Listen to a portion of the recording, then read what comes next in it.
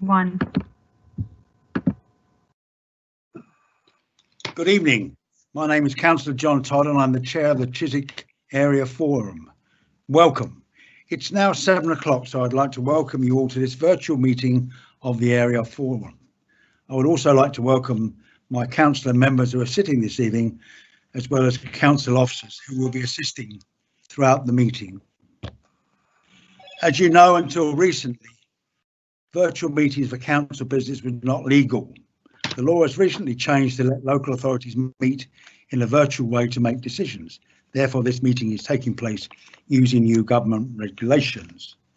The way this meeting will work will be that as chair, I'll be running the meeting and inviting people to speak.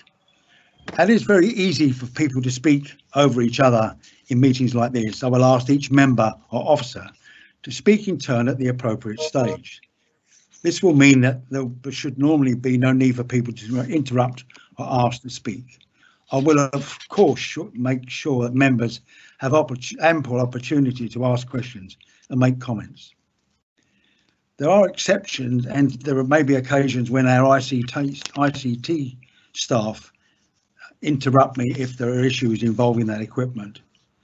The etiquette for members of the area forum and officers who are expected to speak will be to mute your microphones until you're asked to speak. This means only one person will be speaking at a time, and there should be no background noise, making it easier for everyone to follow the meeting, including watching at home. I will also ask members to always say who they are when they make a contribution and to speak slowly and clearly for the same reason. I would now like to introduce each of the members here tonight one by one.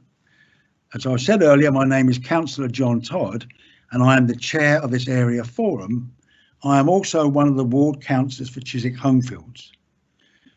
Can I now invite Councillor Ranjit Gill to address the public, please? Thank you, Chair.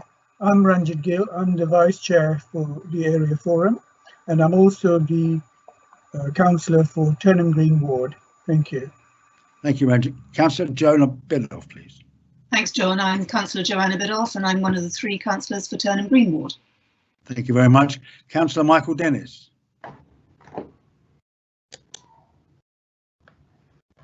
You're on mute. So sorry. Good evening. My name is Michael Dennis, and I'm one of the councillors for Chiswick Riverside Ward. Thank you, Michael. Councillor Gabrielle Giles, please. Hi, thank you, John. I am Councillor Gabriella Giles. I am one of the 3 councillors for Chiswick Riverside. And that's it. Thank you. Good, thank you. Councillor Sam Hearn. Thank you, John. Sam Hearn, another of the 3 councillors for Chiswick Riverside Ward. Thank you. And finally, but more importantly, Councillor Ron Bashito. Good evening, Ron. Hello, John. Hello, Chair. Hello, everybody. Sorry for the delay. Councillor Ron Mushiso for Turnham Green in Chiswick.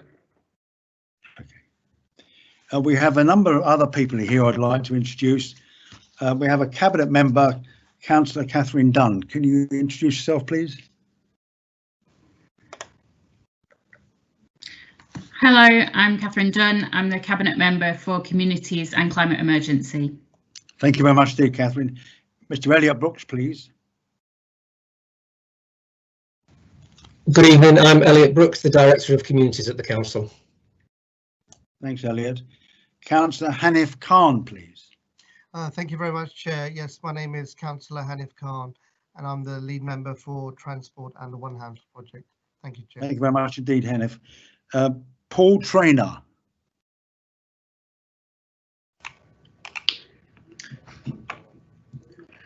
Thank you, Chair. My name is Paul Traynor. I'm the Interim Head of Traffic and Transport.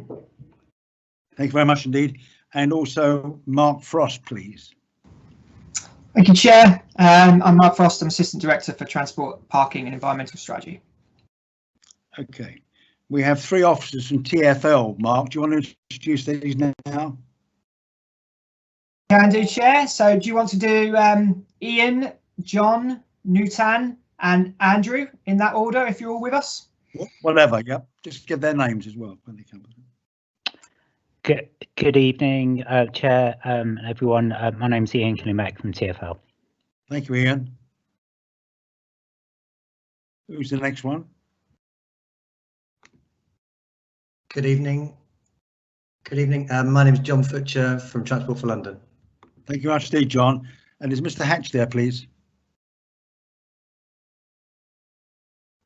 I think Andrew may be having a few issues in getting in. Okay, well, we'll come back to him. Thank you very much for that. Chair, we also have Nutan Shah on the call with us from Transport for London. I don't know if Nutan's managed to join the call. Nutan, are you with us?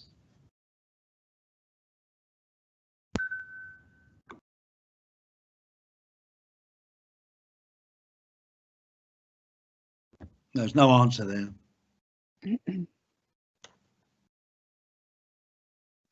Yep. Can I ask the back ICT office that someone's come up on the screen saying, can you change the view so that we can see the speaker as they speak, not just the chair for the whole meeting? Chair, I've just had a message from my TfL colleagues saying that I think their permissions, how it's been set up, is they're not allowed to talk. So we've got two people that have just messaged me, Andrew Hatch and Nutan Shah. Okay, well, I'll ask our ICT to look at that if they could. Chair, we will work on that in the background while the meeting continues. I mean, they don't want to see me for 3 hours. Can we finally introduce Joan Conlon, the Area Participation Officer? Thank you, Chair. Okay, thanks, Joan. Chasper Sandhu, the Clerk to the Committee. Thank you, Chair. I'm here. Chasper Sandhu from Democratic Services. And finally, but not Kay Duffy, who's supporting us from Democratic Services. Here too. Okay, fine. Now, can we check that you've all muted your microphones? Members of the public are reminded that the agenda and all items being discussed tonight can be found on the Council website under the Chiswick Area Forum meeting page. So if you want to see them, that's where to look. I also want to make sure that all members have seen the agenda. Is there anyone who's not seen the agenda? Please put your hand up. I don't see any hands, thank you. If you have technical problems, log out and come in later. Finally, I'd like to say any member of the public listening or watching, thank you for joining us this evening. We hope this meeting will go well, but any virtual meetings may suffer from an unexpected technical hitch, so bear with us. The meeting will be recorded and will be available on the channel's YouTube channel in the next few days. A quick note about submitting questions for this evening's meeting. I have to tell you we have an enormous amount of questions. However, members of the public are asked to submit questions for the area forum ahead of the meeting, as they're not able to speak to members directly as they would in a conventional meeting. However, for residents watching this meeting, it is possible to submit questions via the Q&A function on MS Teams during the meeting itself. Select Q&A on the right-hand side of the screen and type your question in the compose box and then select send. If you prefer to ask your question anonymously, select ask anonymously. Members will definitely try to answer many as questions they can on the night. Thank you for your forbearance. We'll now move on to the first item on the agenda. Apologies for absence. If I can help colleagues, the Councillor Barr is unable to attend and Councillor McGregor will be late. If I can move on to the next item, agenda 2, the minutes. I've asked you all to read the minutes before the meeting and to tell me whether they're correct and accurate. Does anyone want to raise any matter with the minutes, and are you happy for it being approved? We're happy to be approved the minutes, Chair. Okay. Yes, I'm happy. Very kind. Thank you very much, Joe. Thank you. I would normally sign a physical copy of the minutes, but as it's currently impractical, this will be done later at Hounslow House. In the meantime, the minutes will formally record that we have agreed the minutes as a correct record of the last meeting. We now move on to agenda item 13, community engagement. Hounslow Council is currently in the middle of a wide-ranging review of the way we engage with residents. We want to build a stronger relationship with our residents and develop effective partnership between the council and citizens. To discuss the plans, I'm very pleased to introduce Elliot Brooks, the director of Elliot Brooks and Catherine Dunn, who are leading on the development of a new way of engaging with our communities. Can I please invite Councillor Dunn to do an introduction for Mr. Brooks, please? Yeah, thank you very much, Chair, and thank you for having me here this evening. This item is about a new way that we've been working on to develop how we engage with communities. It builds on ambitions that we set out in the Thriving Communities Strategy and the corporate plan, but it's really it's changed because of what happened earlier this year with the coronavirus pandemic. During that, we had to find new ways of working, and it really gave us an opportunity to develop new relationships with residents, with community groups, and voluntary services and volunteers within the borough, through the work that was done with the community hub, with other volunteer groups. We saw a new way of working, and we're very keen to build on that now and to develop those relationships further, based on transparency, trust and mutual respect with all members of our diverse communities. As we moved on from what turned out to be the first lockdown of 2 currently, possibly of many, it was clear that as we started to think about recovery from coronavirus, we should prioritise the relationships that had been built and strengthen them further, as well as looking to build new ones. As part of our recovery programme, we established a community recovery board, which I chaired, and that's been leading on improving our knowledge, understanding and representation of our residents, amongst other work with the voluntary sector, and developing our community offer through the community hub. One of the things the board did was to commission the review of community engagement, and I know that a lot of our community groups and residents have been involved in that already. So I'd like to thank those people who have been involved, but also now to take this opportunity to talk to a lot more people about what we've been doing. It's still only the start of a conversation though, and we will be reaching out to residents, ward councillors and community groups in lots of different ways over the coming months to understand how your experiences and the way you would like to engage with the council can be brought together to shape our future approach. So it's my pleasure now to introduce Elliot Brooks, who is the Director of Communities. Elliot, before you start, can I just remind people at home that the slides you're going to show are in the Area Forum papers. To the ICT team, I've got a member of the public saying not being able to see the speakers is very disconcerting. Can you see what you can do about that, please? Thank you. Elliot, welcome. Thank you, Chair, and thank you, Councillor Dunn, for the introduction. So just to start and to kick off, really, I just do want to remind people just something that Councillor Dunn just mentioned in terms of this is the very start of a conversation. So we're not presenting tonight a finished product. We're not presenting tonight the council's new approach to engagement. We are updating members of the public and the forum actually where we are in the process. We've had a piece of work done. We're here to share the initial findings, the recommendations, and talk about what the implementation plan might look like going forward. So next slide, please, Moina. So just for a bit of context, as Councillor Dunn mentioned, the work to review the way we engage with residents across the borough was always going to happen. It was something that would have happened over the next several months. However, the pandemic really brought it to the front of the council's attention, because what we saw throughout the early stages, in particular of the pandemic, was actually there was a real appetite out there for people, for communities to be involved, not so much just with the council, but with each other, with organisations across the borough, across Hounslow, all different parts of the borough. People wanted to step forward, and there was an appetite. There was a real appetite to get involved. And I think the council saw that as the opportunity. Actually, this is the time when we really need to take stock of the way we currently engage with our residents, because all these groups popped up that were either new groups perhaps the council weren't aware of, and clearly had an influence across the borough. So that was a time, a real line in the sand for the council to think, actually we can have a think now about the way forward and how we might need to engage with communities in the future.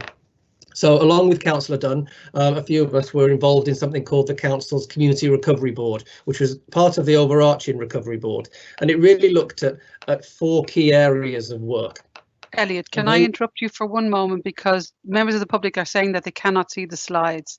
So I don't want them to be disappointed with what you're showing. So just to let you know, Chair. I've seen that too. Okay. Chair, I'm happy if you want Elliot to move on. I'm just telling you that they can't see the slides. Sorry, Chair, do you want me to continue? Yes, please, very much so, yeah. Okay, so there were four real key areas of work that we wanted to do as part of the community recovery. One was to understand the impact of the community on the community of the pandemic. So how were people being affected, not just in data and in terms of infections, but actually in terms of experiences. The second piece of work was actually around a review of how the council works with its voluntary sector. The voluntary sector really did step up during the pandemic, and it was important that we took advantage and harnessed that enthusiasm and maybe changed some of our approaches and operated in a more strategic way with the voluntary sector. So we've done a piece of work, and we're doing a piece of work around that. The third piece of work is what we're here to talk about tonight. It was actually to have that new dialogue with our residents and really change the way that we engage, and we'll go into some detail this evening. And then the fourth piece, which is actually around, many of you will be aware that the council set up something called the Community Hub in the early stages of the pandemic. Well, currently we are still open, the Community Hub, especially with the second lockdown, but we're actually transforming the Community Hub into something called Community Solutions, which will probably be along to talk about at a later date to the forum. But tonight we are going to concentrate very much on our new dialogue with residents. So next slide, please, Moina. So, as Councillor Dunn mentioned, we worked with an organisation called the Centre for Local Economic Studies, who are seen as experts in the area of community engagement and community wealth building. So we commissioned them to do a piece of work that was a real root and branch look at actually how the council currently engaged with its community. So they really reviewed all of our approaches currently, included an analysis of our strengths and weaknesses in relation to the culture, knowledge, understanding, approach and methods that we already use. We asked them to draw an outline of what good engagement would look like, and the thoughts of those involved in this work, and more broadly people across the borough who maybe weren't involved with the council or aren't involved with the council already. And then we also asked them to look at good practices across London, across other parts of the country, where actually there's been successes in engagement and what really works well, and what methods people have used that have really managed to deep dive into people's sort of engagement needs and wants. What did they do? So the methodology used was around benchmarking in other areas, a framework to evaluate existing engagement methods. They carried out group interviews, workshops, council officers, members of the area forum and the chairs, resident focus groups. Some people across the borough have already given their thoughts about how this might look and feel going forward. They involved grassroots organisations, some mutual gain organisations that just popped up during the pandemic, and also traditionally engaged residents association groups that already have strong links with the council. They also carried out a piece of work which was to map all the engagement and partnership architecture across the borough in terms of where people are already connected with the council. Next slide, please, Moina. So some of the key findings that the report came up with. It's a very detailed piece of work that will be available on the council's website very shortly. But just tonight is to about give some real themes about what they found. So I'll go through these now. Hopefully people can see the slides now, but if they can't, I'll read them out. So there were 7 key themes that they really homed in on.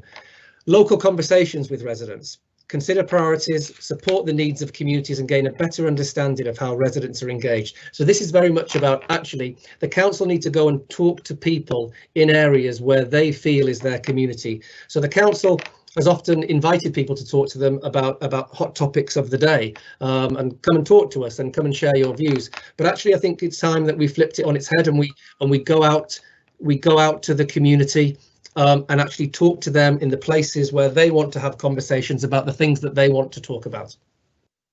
The second is around considering how best to resource our ambition around community engagement. We have ambitious plans. That will need to be resourced, and we need to have an honest conversation with ourselves in terms of if we want to truly commit to resident engagement in a way that will have an impact, it will need the appropriate resources. The study found that actually our ward councillors have very strong links in their wards and in the borough, and this is something perhaps that the council may not be taking as much advantage of as it could be. So the council traditionally has failed or hasn't been as successful as it would like to be in connecting with certain community groups and certain age groups. But actually ward councillors do have that success. So how can we build on the connections and the networks that they have in their wards and build that back into shaping council services? We want to work with the community to reimagine the engagement mechanism so they focus on areas and locations that people truly identify with and can enable co-production of local solutions for deeper engagement and better consultation. So this does go back very much to actually having the conversations about things that people want to talk about in the areas they want to talk to us in and when they want to talk to us, rather than us dictating the structures and the mechanisms of the timetables of events. We want to facilitate opportunities for social action by ensuring that the grant funding available across the borough works not only for established larger groups, but also the grassroots organisations. So the council has a successful process in place actually in terms of assisting voluntary sector organisations to deliver great support in the borough. We need to make sure that smaller, newer community groups have access to such funding going forward. We also want to explore methods of engagement where a degree of decision making is devolved to citizens. This has been quite successful in other parts of London and the country, and we want to make it happen where it's appropriate here in Hounslow. We also need to be innovative and try new things with our structured approaches to engagement. We're at the area forum tonight, but what else could we do? You know, what more micro forums could we develop? Task and finish groups just on certain subjects, and moving away from as opposed to complement what we already do. We need to have different approaches that maybe work for all of the community. Next slide, please, Moina. So, as well as giving us some key recommendations and key themes of the work we need to do going forward, what the report also did was propose a model that we could go through to achieve our goals. So it is very much about, we've had a piece of work carried out. It's given us some real insightful thinking and evidence, and actually now it's about going around to forums such as this evening. This is, you know, the fourth forum I think that we've been to. We've been to residents association meetings, and it's to develop our action plan, our implementation plan to come out of this. So what they're saying is that we should go through this model that will take us to a place where actually we come out with a really new, robust, exciting proposition around engaging with residents. So we'll be taking stock, which is what we've done in terms of actually the piece of work that we've had carried out really is about taking stock about where we are. The listening, that's where we are now. We're listening to what people have got to say. Whilst we're doing a presentation tonight, we do want to hear what people have got to say about this, either this evening or at different opportunities. We need to reflect, so we need to truly understand what people tell us. We need to really hear what people are saying and how that interprets into action. Then we need to co-produce.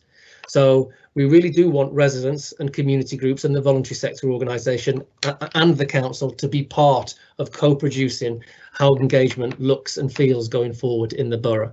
And ultimately, that means passing on the power. So we want resilient communities, we want strong, connected communities, and much of that will be actually people having local autonomy, you know, being able to influence what happens in their community. It needs to feel that it matters or that it has relevance if you engage with the council. We want people to feel like there's an opportunity to have influence going forward. So final slide, please, Moina. So just some examples, really, in terms of before we stop and take an opportunity for questions. In terms of, we've talked about the model that we might go through to get to our new approach to engagement, and this is just some of the things that might happen during those phases. So obviously, we're in and we've done the taking stock. So we've determined what we know and what we don't know about our communities. We've done a lot of work, and Cllr, the organisation, do a lot of work with us. And what are our community groups and our connected organisations saying about engaging with the council? We need to reflect on what approaches worked well and which don't, and the mechanisms available for sharing knowledge across the borough. Listening, obviously listening is key. You know, we need to have a listening exercise going around the borough, not just the area forums. You know, when social distancing and lockdown allows, we want to get out there and start talking to people again. We're going to be outside supermarkets, in car parks. We're going to go to residents association groups. We're going to go to places where people are already connected and have conversations. We need to reflect. So we need to take stock, really, as I mentioned, properly digest what we hear and use insight and data as well as the experiences that we find to properly dictate our thinking and shape what we do next. And that takes us on to the co-producing. So we do want people to actually, when we get to the end of this process, we want people who've been involved to really recognise what comes out of this, because they were part of shaping it. And that's councillors, that's resident groups, that's individuals, and that's other organisations across the borough. And then, as we've talked about, ultimately passing on the power and deepening the approach, exploring innovative methods, and actually we want to be at the front of community engagement. I mean, we want people, I suppose, to look at Hounslow and say they do it well. And it doesn't have to be a one-size-fits-all approach. The borough is very different. So what might work in Chiswick might not work in Bedfont, which might not work in other areas in Feltham. So we're not looking at a one-size-fits-all approach. We're looking at actually a consistent approach, but actually there's something that works for residents where they live and how they want to be engaged with the council. So it's very much a start, and I can't emphasise that point enough.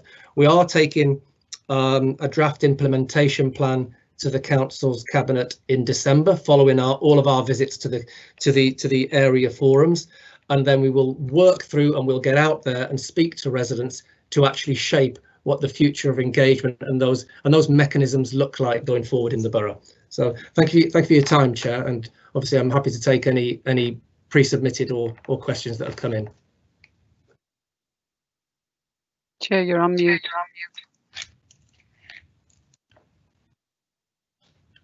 Thank you, Joan. I apologise. Yeah, we do have a question. Joan, can you kindly read it out for Elliot? I can, Chair. Chair, this question is in two parts. The final report from consultants Cllr is more than 60 pages long, but I've read it and the conclusions and suggestions are more than listed in the presentation to the area forum. So the question is, whose decision was it to edit the report down to the suggestions included in the presentation? And Ellie, do you want me to give you the second one and you can answer both at one time? Would that help?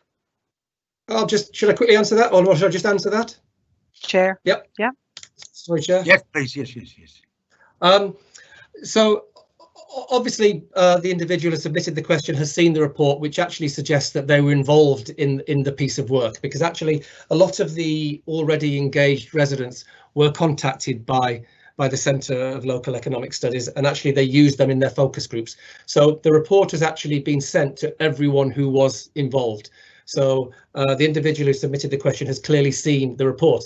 And it's correct, it is a long report, it is 60 pages long, and it does contain a lot more information than what we're going through tonight. But that's, I don't apologise for that, but actually I think that we tried to get a balance tonight to present the key findings and actually propose the way forward. The report will be available on the council's website very shortly, because it's going to the December cabinet.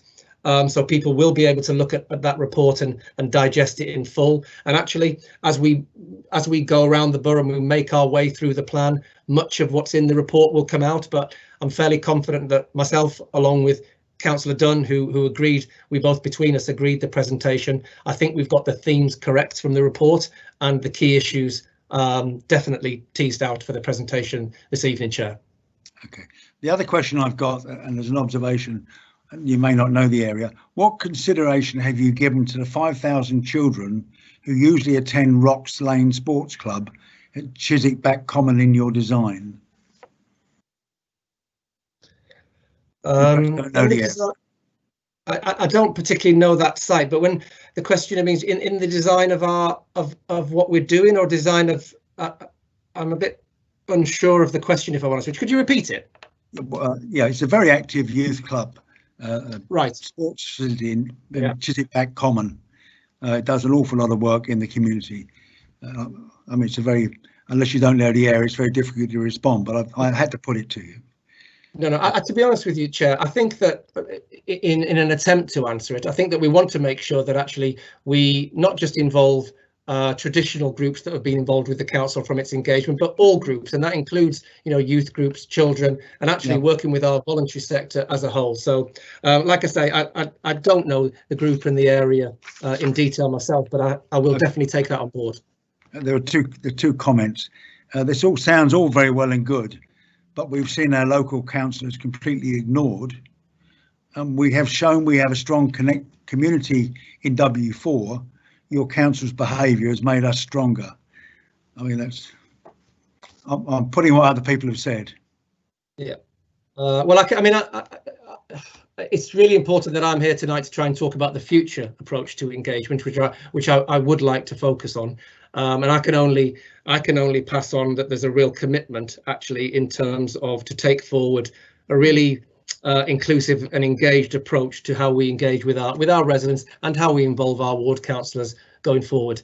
I'm very conscious, Chair, that Joan had a second part to the first question. Thank you, Elliot. I do.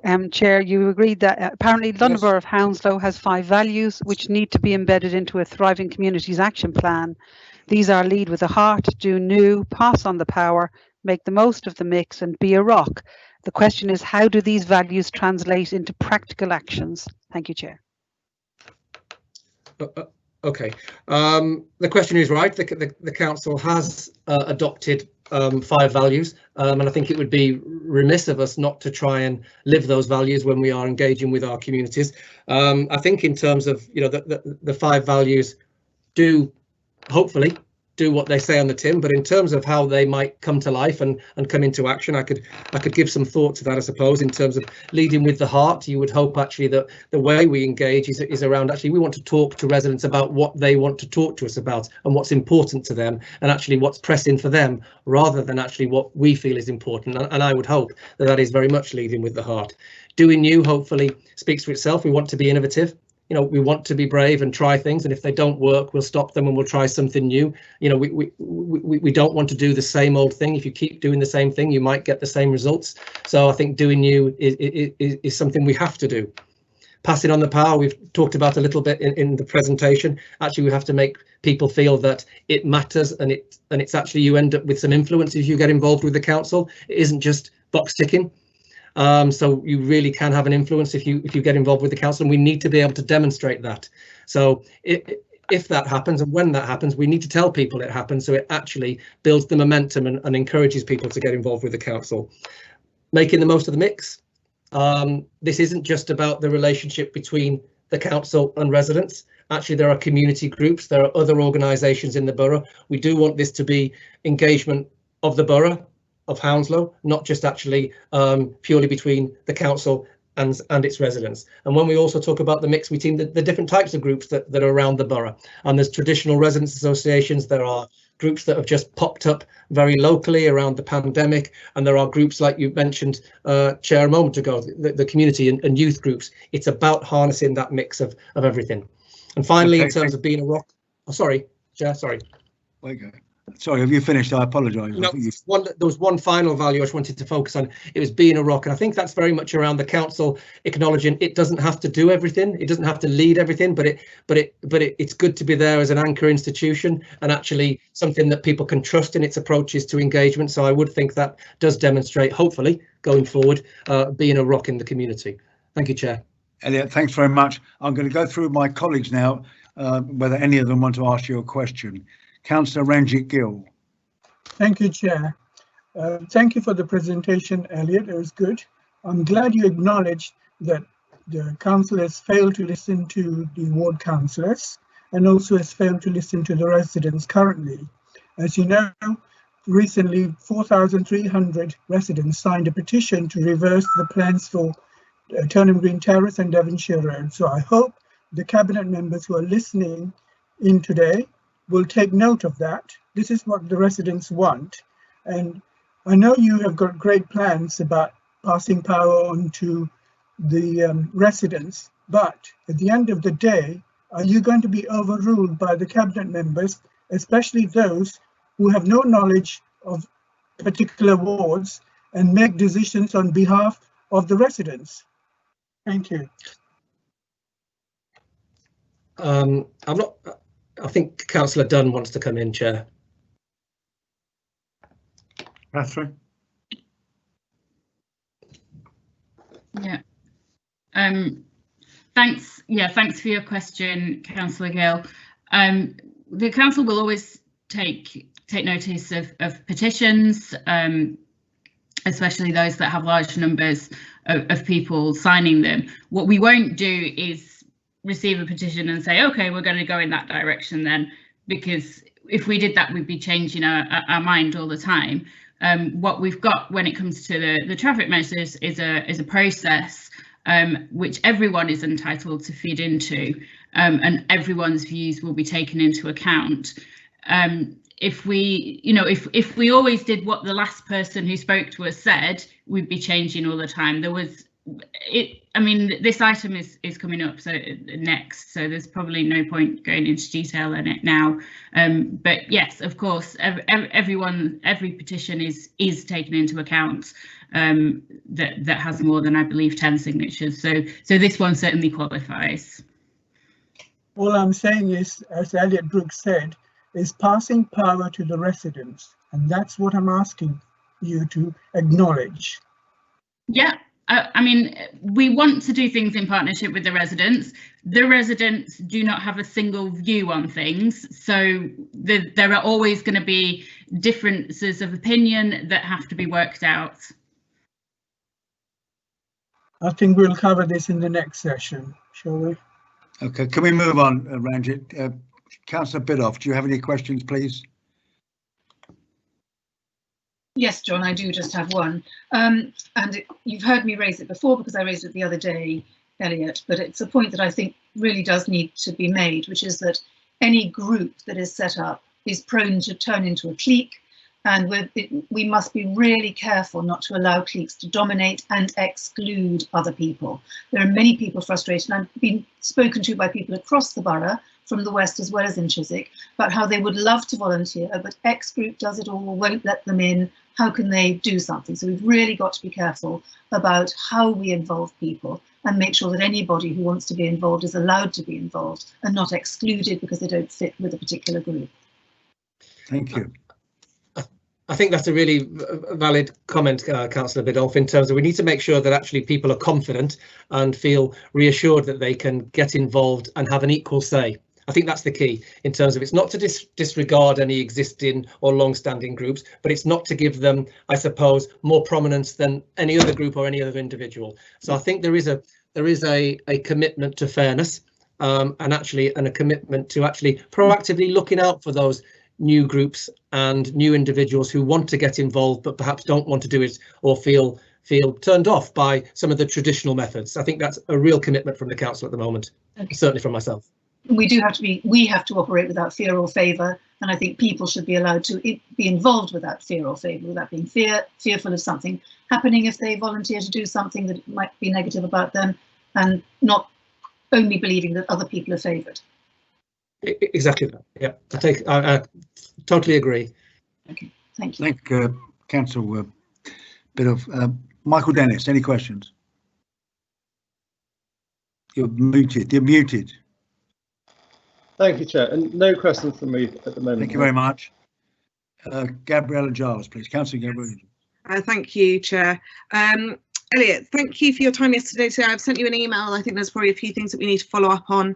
But I was just wondering, how is this going to go into, are you working with the communications team to make sure that the communications isn't all done digitally? And I think to not necessarily belabour Councillor Bidoff's point, but certainly about getting into talking to people that we haven't necessarily talked to before. So You know, I remember when we became councillors, or when the bunch of us became councillors in 2018, there was a massive there was a massive celebration over the fact that we had something like 10,000 followers on Twitter. That is still only under 14,000 followers, bearing in mind that a lot of those people won't necessarily be residents of the borough, but this tends to be a predominant form of communication with residents. How do you think that we can better get into those areas where we've not necessarily been able to get to before?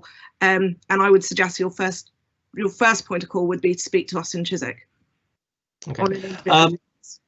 Yeah, so firstly, just in terms of the first point you raised around, which is very sensible, around aligning with communication. So just to reassure you, hopefully, actually, this piece of work has been done really in tandem between myself and the council's Assistant Director of Communications, Ben Knowles. So it's a piece of work that we've done together, because you can't really split communications and engagements. They do go hand in hand. So just in terms of some reassurance, this isn't something that we're doing on engagement over here, and then there are different approaches around communications over there. So it's very much a joined up approach.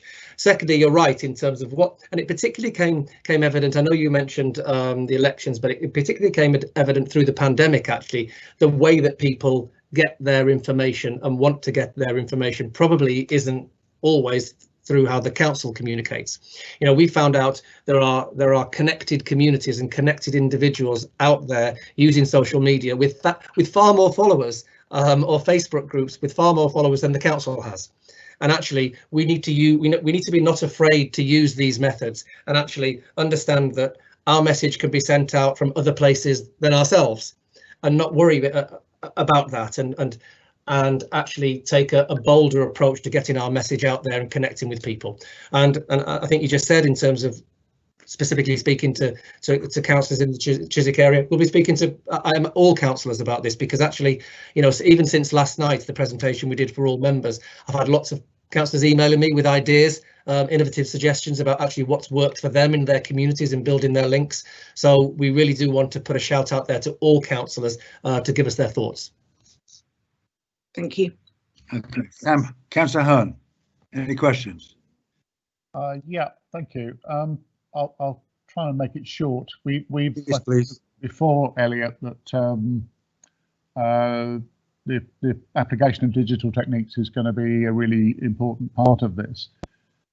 But I mean, it's almost an impossibility. What do we do about that? And opinions differ, but the significant proportion of people who do not have easy access to IT, to emails or whatever. Mm-hmm. It's always a challenge, Councillor Hearn, in terms of, you're right, in terms of much of the thinking when we think about innovative ways of connecting with our communities, the default position is to think digital. And we think, oh, that's the innovative way to connect with our communities. And it is for many people. They want to do it on their phone, they want to do it on their watch, they want to do it on their laptop. You know, they don't really want to speak to people face to face at the council, and that's fine. And we've got huge strands of work going on at the moment to improve our digital connections with the community. But we also need to, there's two other groups that we need to think about. The people who'd like to be digitally connected but just aren't, and then actually the people who just aren't going to be. So in terms of the people, the first cohort of people who would quite like to be, I think we are actually taking, well, when we can and when social distancing allows, our libraries are becoming much more accessible to people and actually have digital solutions there on site, and people actually who can work with people who are having difficulties and show them the ropes.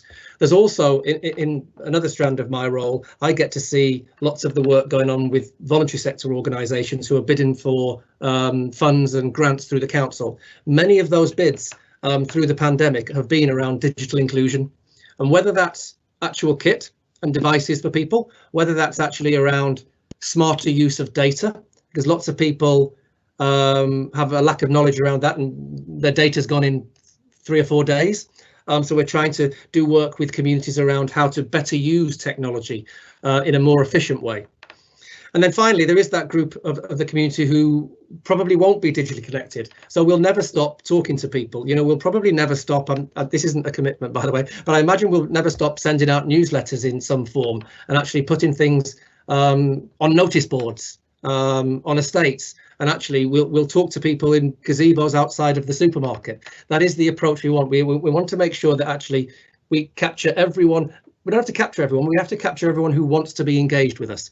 And I think we have to have a broad suite of methods to do that. Some being digital, councillor, but some obviously remain in what you might think is old-fashioned, but could become the more personal approach to engaging with our communities face to face. Thank you very much, Councillor Moshisho. Thank you, Chair. Thank you, Chair. Thank you, Elliot, for a wonderful presentation. And I note that you mentioned about empowering the third sector, the voluntary sector, and that's off the back of what's happened in COVID-19. And I fully appreciate that, what you've done on that. However, I've got a warning. One is that if we are listening, that we have to be shown to be responding to residents' concerns, because I think sometimes this could turn out to become just a data collection exercise, unless we're able to show our residents that we have listened and we have responded. But I think that if we are going to make these changes, it needs to translate geographically as well, because you look at, for example, the recovery board that has been in place in the last few weeks. You don't have any representation there geographically for Chiswick, for example. Now, if we're going to make changes, if we are going to communicate to residents and be direct, as you have suggested, we need to have a geographical representation as well as skill representation and expertise representation. And then my last point, which is really a question for you, is we need to build, or what can you do, sorry, to build on the Community Champions initiative, which I think has already started last year. But how can we expand that to make sure that we are listening almost street by street to each resident through our wonderful Community Champion initiative that was created just last year? Yeah. I'll start with that, Councillor, in terms of the community champion.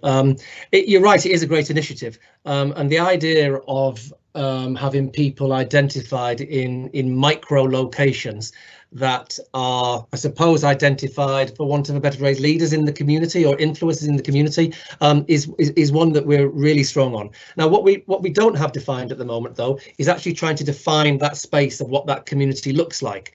You know, some people think it should be by block, some people by the street, and I think it's dangerous to define that now. But we definitely do want to. One of the things that I think we are committed to is getting out there and identifying people in the community, in the borough, who want to step forward and can add something to this. So whether it's enhancing on the community champion idea, which is actually focusing very much on at the moment around COVID, and they are out there in the borough being the community champions for COVID and awareness, and working very closely with our communications team. I think that could be the channel, but we haven't quite defined how that's going to look and feel in terms of what that community champion idea might look like. But it definitely, what we are committed to is having far more hyper-local representation of the community that we can use as our networks into actually what is actually going on out there in people's streets where they live, and that's what we are committed to. In terms of the recovery board, councillor, I think you mentioned that there was no representation from Chiswick. I'm not 100% sure in terms of the makeup of the recovery board. It's not something I sit on, but I think it was actually an attempt to bring in a bit of the approach to harnessing and making the most of the mix. I think rather than being geographic, it was about bringing together different skills, different representation from voluntary sector, from private companies, from the council. So I don't think it was purely around the geographical split, but like I say, I don't have the full details of the membership of the council's recovery board, so I can't answer that fully, I'm afraid. Thank you. Well, I've got the list here, but I guess what I was trying to say is that Chiswick has so many talented people that we could have tapped into, and we have not even perhaps approached the head of the headmaster of Chiswick School, for example, who could have been on that board. But I guess that's not your remit to answer. But it's peculiar to me that we haven't tapped into resources in Chiswick with some really great volunteers and really great people there. Well, I know there are people on the call tonight who will be listening into that, Councillor. Okay, I've got one final question from the public, Elliot, and thanks for your time. How are you planning to deal with the variety of languages spoken by many people in Hounslow, and dealing with people who are not on the internet? I think you've touched on that with my colleague, but just to finish up on that, please.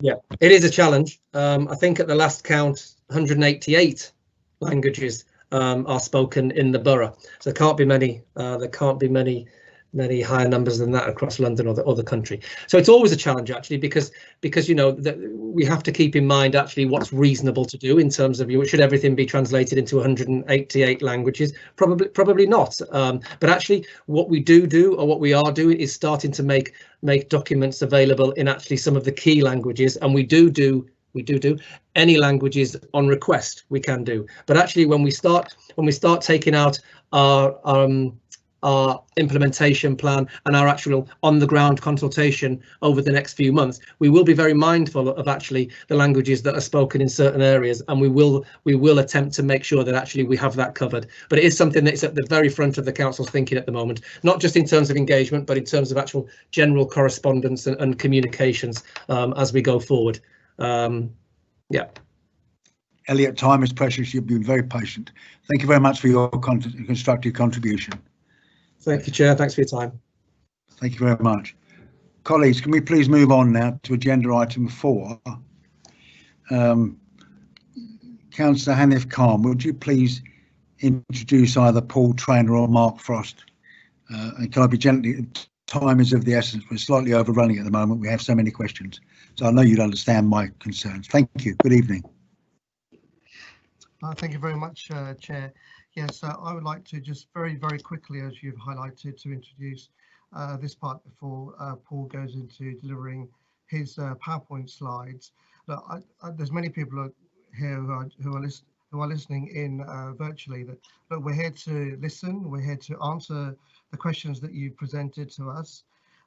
It's really important that you remember that a moment in time. So if you remember in May what the situation was, it was pretty hectic, very worrying, very scaring. So at that time, decisions were made by the government for us to implement some changes into our policies for keeping people safe, allow the social distancing, and they were asked us to be done absolutely at the quickest speed within weeks. And it was really important that we looked after our elderly and our vulnerable people.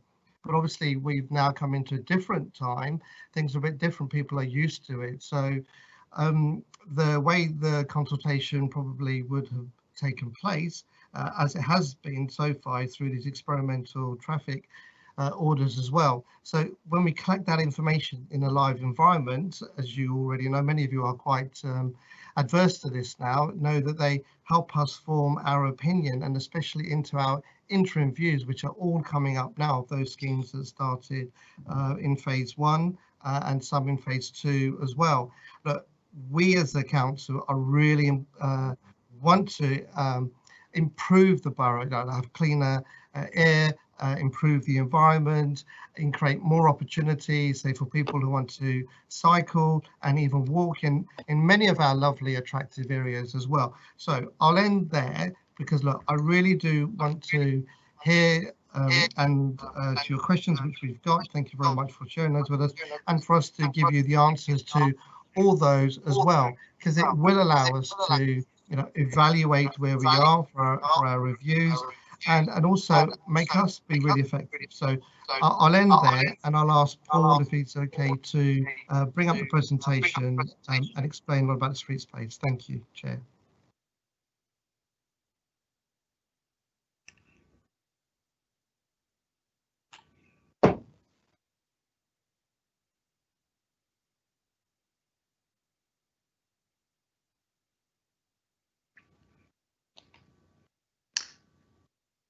Okay, thank you, Chair. My name is Paul Traynor. I'm going to run you through the Streetspace presentation. But before I do, I would just like to note that we have produced a full and detailed presentation for this evening. which looked to answer most of the questions that have been put forward. But at the chair's request, we have kept this initial contribution brief to really maximise the time available to answer the quite large number of questions that have been submitted into the forum this evening. Okay, next slide, please. So there's less than half a dozen slides, but I really want to touch on just a handful of key subject areas. So one, what was the rationale for the programme? Why did Hounslow here choose to bring into being the Streetspace programme? What phases 1 and 2 have looked like? How was it funded? I'd also like to touch on just a brief summary of the schemes and the trials that we've delivered in the Chiswick area, and then give you an update really on what are the next steps on those trials, how we will be reviewing those trials to say whether they've been successful, whether they need to be changed, or actually whether they need to be removed. And then we'll go into questions after that. Next slide, please. So as a bit of background, central government issued the council some statutory guidance. It was in early May this year as a direct result of the pandemic, and that was asking actually all local authorities to make significant changes to their highway network to provide additional space for both cyclists and pedestrians to facilitate the social distancing that was necessary at that time. The Mayor of London actually followed that up with his own Streetspace programme, made it very clear that as well as making provisions for walking and cycling, he was also quite focused on preventing the transfer of people switching from public transport or being advised not to take public transport at that time and switching to private cars. Now, the council clearly has to pay due regard to that statutory guidance and the mayoral transport directives, and that is what effectively formulated the start of Hounslow Streetspace programme. Next slide, please. So when we formed the initial programme, we did a borough-wide consultation that went out in May and June of this year. And we had quite a high degree of resident engagement through that, an awful lot of contributions, and suggested a number of key themes and areas where trials could be explored. We then developed a couple of phases there. Phase 1 was very much focused on those schemes that were, the term is shovel ready, but this has already undergone an element of design and were already in the making. And phase 2 was very much fed by the borough-wide consultation. There's an overview there and a mixture of the schemes that are included in those first 2 phases, including bus lanes, sustainable transport trials, some school streets, low traffic neighbourhoods, some footway widening schemes predominantly in town centres, and also some cycle provision and cycle improvements. So just to update the forum, we're currently about 2/3 of the way through that programme. Around about 25% of the trials are in the Chiswick area. Now, Hounslow actually applied for funding both from TfL and from DFT, and we were successful in being awarded just under £1.9 million for these trial measures, of which circa 360,000 has been so far allocated towards the Chiswick area. Next slide, please. So this one actually runs through the individual trial measures that have been put in the Chiswick area. Now I won't run through all of them, but there's a handful there. Footway widening outside Chiswick Police Station, both footway widening and access restrictions in both Turnham Green Terrace and Devonshire Road. The closure of Fisher's Lane, which was done alongside the London Borough of Ealing. There's access restrictions, there's the temporary Cycleway 9. There's also a range of trials in the South Chiswick Liverpool Neighbourhood Project. So Park Road, Staveley Road, Harvard Hill, and then the up and coming Hartington Road and Thames Road schemes. And there's a number of school streets and some other access restrictions there. Okay, next slide, please. So this is the bit that I really wanted to focus on. So the trials have been implemented, and I just emphasise that word. These are trial measures. No decisions have been taken. You'll have heard it a number of times that the council is listening. Every single one of those trials that have gone in so far is still open to consultation, and we are really keen to hear that consultation. But in terms of the decision-making process, what will happen around whether to continue with the schemes, whether to extend them, whether to change them, whether to remove them, will all come out of effectively a two-stage process. So the council have engaged an independent traffic consultant to prepare two separate reviews. One will be an interim review, which is typically around 3 to 4 months after implementation, and then a final review about 7 or 8 months in, and that is at the end of the 6-month consultation period. Now, the interim reviews, a couple of those I've actually gone past the 3 to 4 months. There's a sound reason for that, which is because we did not want to collect traffic data before the schools went back. I think that data wouldn't be quite as robust as once the schools were back in operation. But the intention is that each of those schemes will, once you've had your interim review, and at that stage, there's nothing to say that you couldn't make the decision at the interim review stage around whether to change or whether to abandon some measures if there was overwhelming objections there, or the traffic data wasn't clear in terms of the benefits being delivered. And just to articulate that, the analysis that will be undertaken there will touch on a wide variety of data there, including both traffic data against the baseline.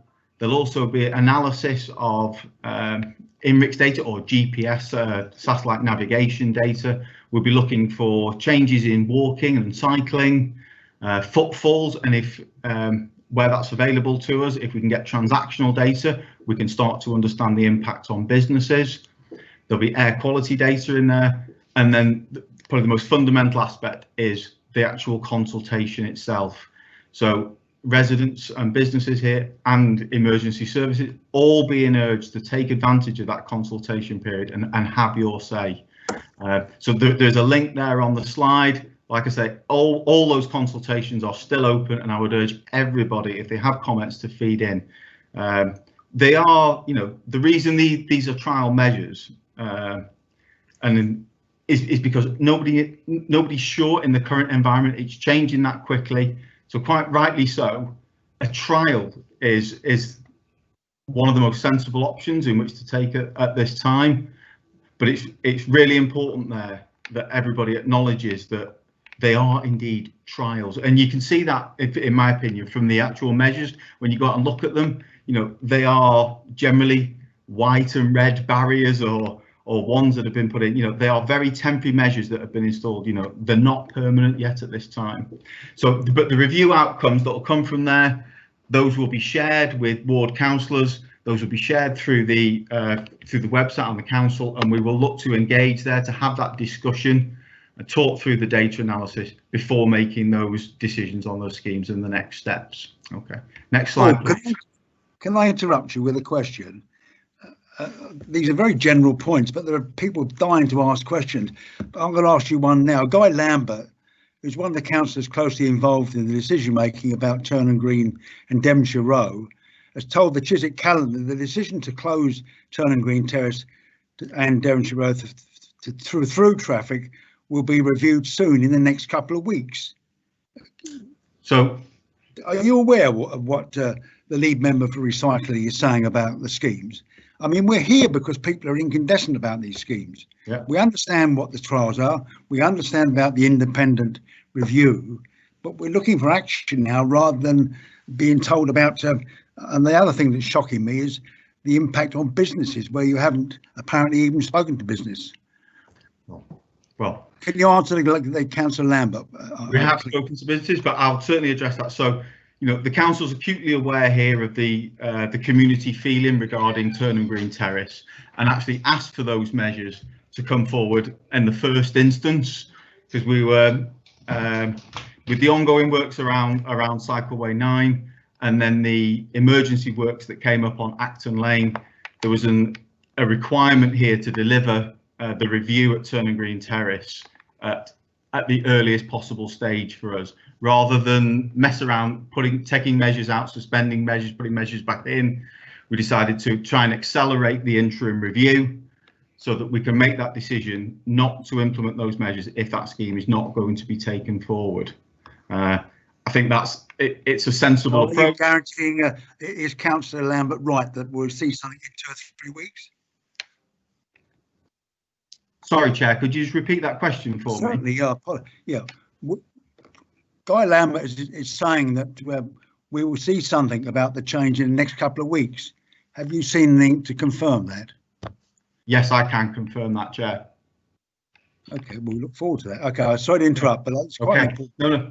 So there was just one more point to make at the end of that. As you may be aware, Chair, and the rest of the forum, that regarding the temporary C9 scheme is now subject to legal proceedings.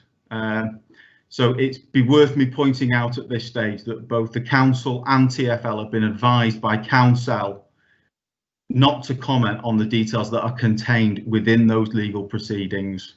So I just want to get it on the record just so that people are aware. So if anybody is unable to answer a question here related to the C9 scheme, that it is in relation to those legal proceedings.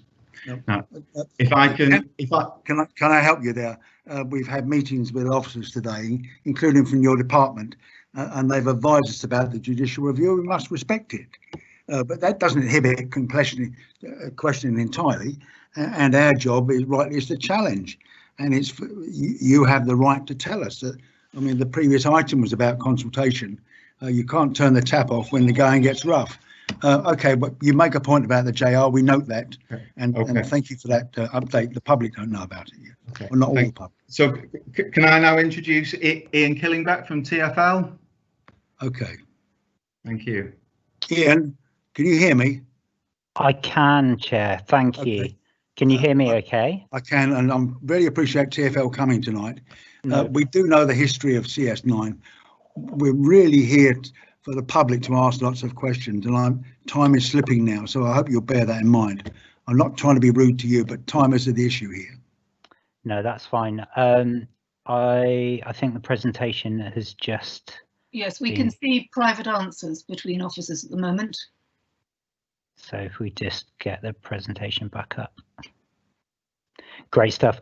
Okay, yes, we do appreciate the time pressure, Chair, and we will whiz through this. Very kindly given us 10 minutes, so we will go through it. We just wanted to touch on exactly why we're here tonight, and it is obviously to engage directly with you, you councillors and your Chiswick residents, and what is obviously really important issue around C9 and street space in general. Obviously we want to be as open and transparent in this process and the scheme as much as possible. So we're here to listen to your concerns and issues and try and address and answer some of that. And obviously here to gather feedback and comments to help us shape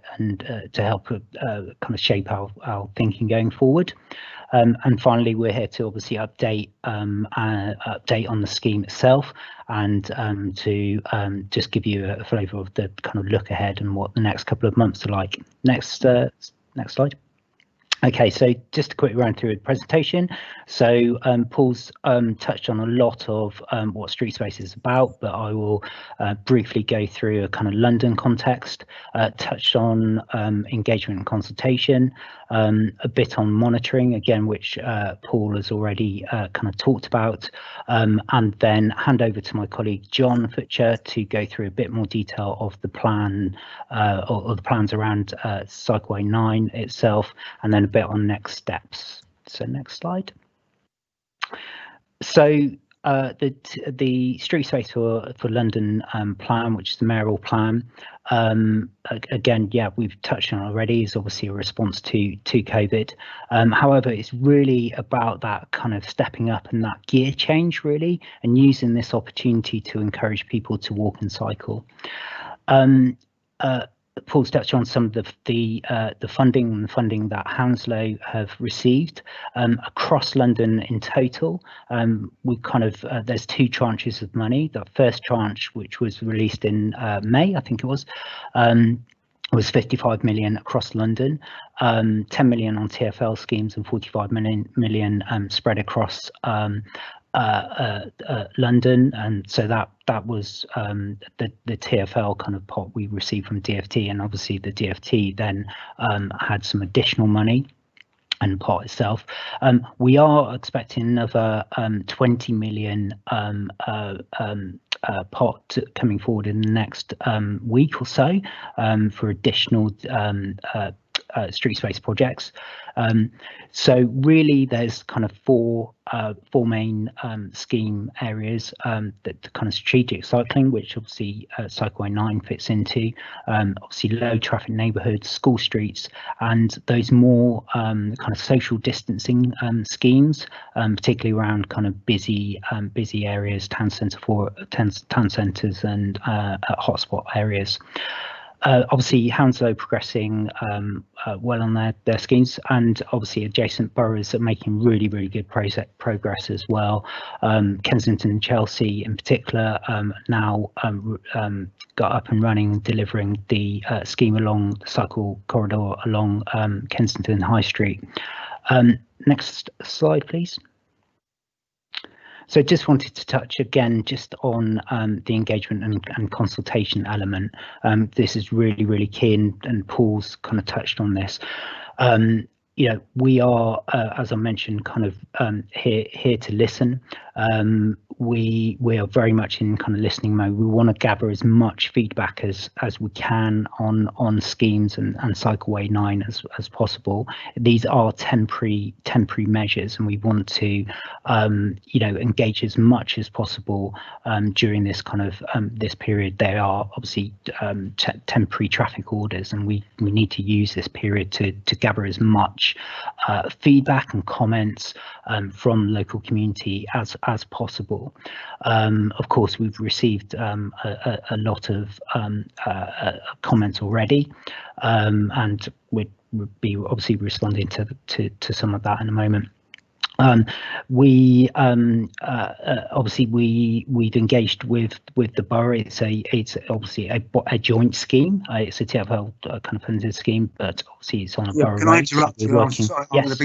I'm going to be rude now. This is history now. They're actually building markets in the high road now. This is really important. We're here tonight because of this dissatisfaction.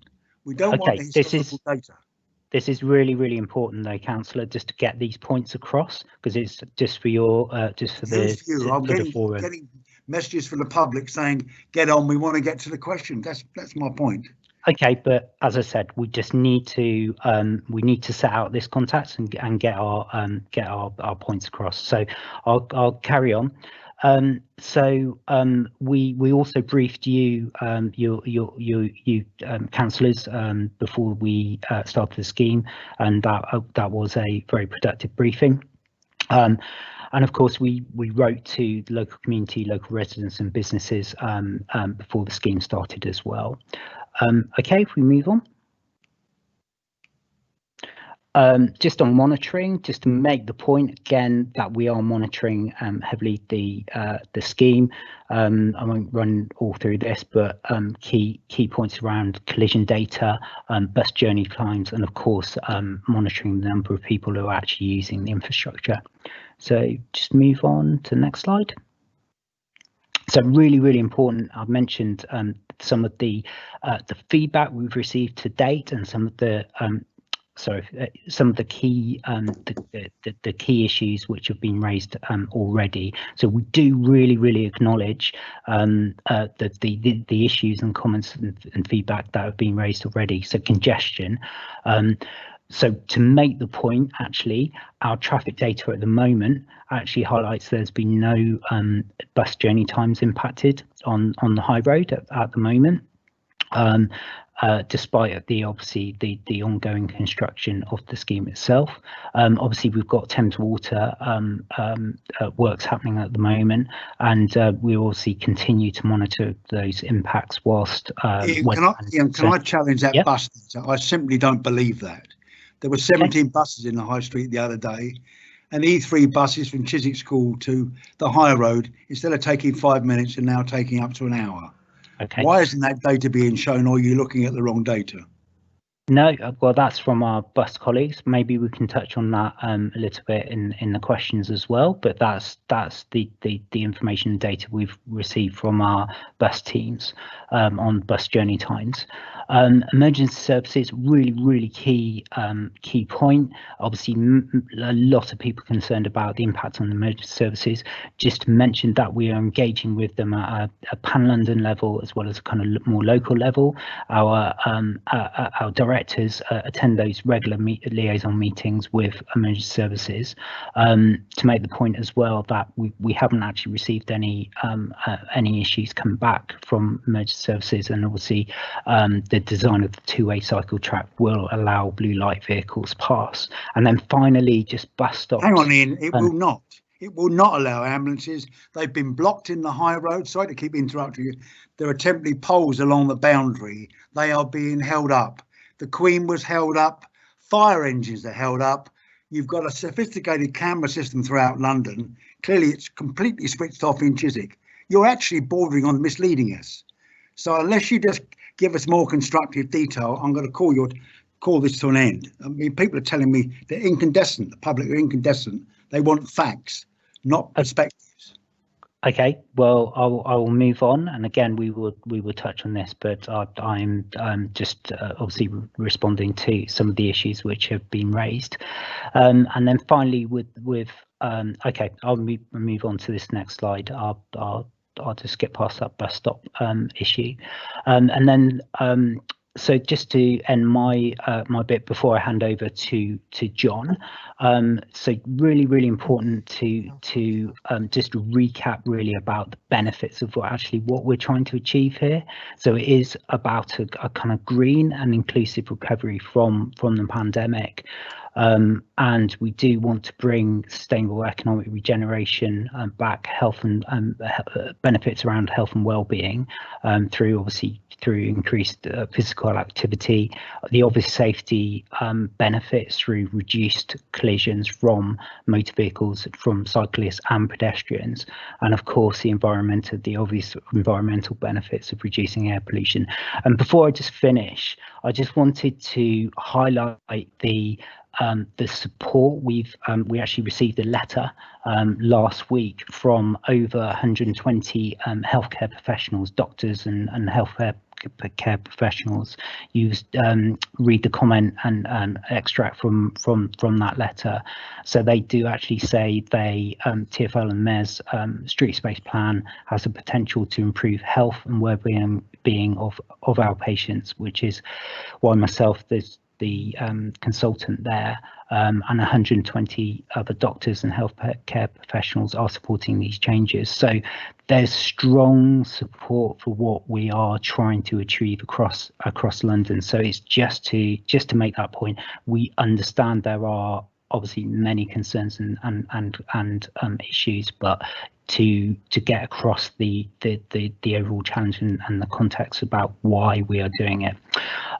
Okay, I'm going to hand over quickly to John to run through the detail of the scheme. Ian, I really want to bring this to an end. I mean, you mentioned that healthcare. We have the local doctor's surgeries incandescent. We have carers can't meet people. I mean, these are not just ad hoc things. These are happening time and time again. And it's as if you're in a dreamland. It's quite remarkable what you're saying. It's bordering on the misleading. Our people are up in arms because of the obstruction and the difficulty these schemes are causing. Of course, we understand the reason why you brought them in, but they're flawed. Okay, can we carry?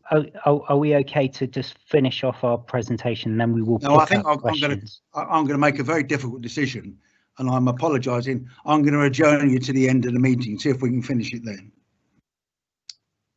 I'm sorry, but there are so many people waiting. Chair, we've had over 100 questions. Yeah. Can I ask if I don't believe we've been sent these slides, all this information. We have. We've got them. Okay. We can publish them in the area forum paper. So then we can publish them. Yeah. Sorry, Ian, I'm not trying to be rude, but there's over 100 questions here. Okay, that's obviously your decision, Chair. We obviously just wanted to go through our slides to provide that context, and and you know, so we will answer questions between myself and my colleagues, and obviously Hounslow colleagues as well. Yeah, and I hope you understand. I'm certainly not trying to be rude, but I allocated 10 minutes and it's now 9:20. Okay. Well, once again, thank you for coming. I appreciate your intent. Colleagues, we now move to taking questions from the member of the public. Just to tell the public, we've got a huge amount of questions and I can't believe all of them will be answered. But what we did beforehand was put them into various groups. There were common ones and there's some duplications. If we fail to answer them tonight, and we're going to make as much effort as possible, we undertake that everyone who raised a question will get an answer from our traffic officers. And I apologise in advance if we fail to do it. But over 100 questions is a tall task for us to get in the time allowed. Okay, now how I propose to deal with the questions, I've briefed my colleagues and they have the questions, is to go through the list. So I'll start off with Councillor Ranjit-Gill. Would you please like to ask a couple of questions? Then we're going to go round in circles, giving everyone the chance to ask questions on behalf of the public. Thank you, Chair. Well, first of all, I'd like to thank all our residents for sending in all the questions, and it's great to receive so many, and thank you for reading our blogs too. Right, the questions from the public. Communities are created through connectivity and convenience. Connectivities are not just east, west, or north-south too. How does it make sense to diminish connectivity through the closure of two north-south routes at Fisher's Lane and Tennham Green Terrace, in effect creating a Berlin Wall between north and south of the district line? And all this has been done without due consultation to the residents and businesses. Councillor Dunn, in her reply to my fellow councillor, Councillor Ron Mashisho, stated that residents were consulted, and I think Ian just stated that himself. I wrote to her on the same date, 19th of October, to provide proof. To date, which is a month now later, still no reply. So either she has the proof or she doesn't. Furthermore, Councillor Dunn denies what's happening in Chiswick despite lots of photographic evidence showing ambulances, fire brigade, police stuck in Chiswick High Road, and including the Queen, of course. Despite the TV and photographic evidence, why does Councillor Dunn at the weekend deny this has happened? Do you agree, Councillor Hanif Khan and Councillor Dunn and Mark Frost, that there is a substantial problem? So why are you ignoring it? Furthermore, you have a duty of care. In accordance with the duty of care and obligations under the Equality Act 2010, you were meant to provide a full equality impact assessment in advance of the schemes going on an experimental basis. Why was this not done? If it was done, where is it? Thank you.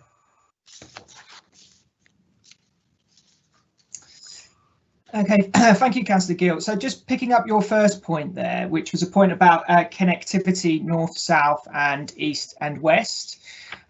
So yeah, you're quite right. The railway line it acts as a point of severance between north and south Chiswick, and that's a point of severance for people on a range of different modes. So you can get stuck on a bus going north south, you can have issues walking north south, and you can have issues driving north south, and you can also have issues cycling north south.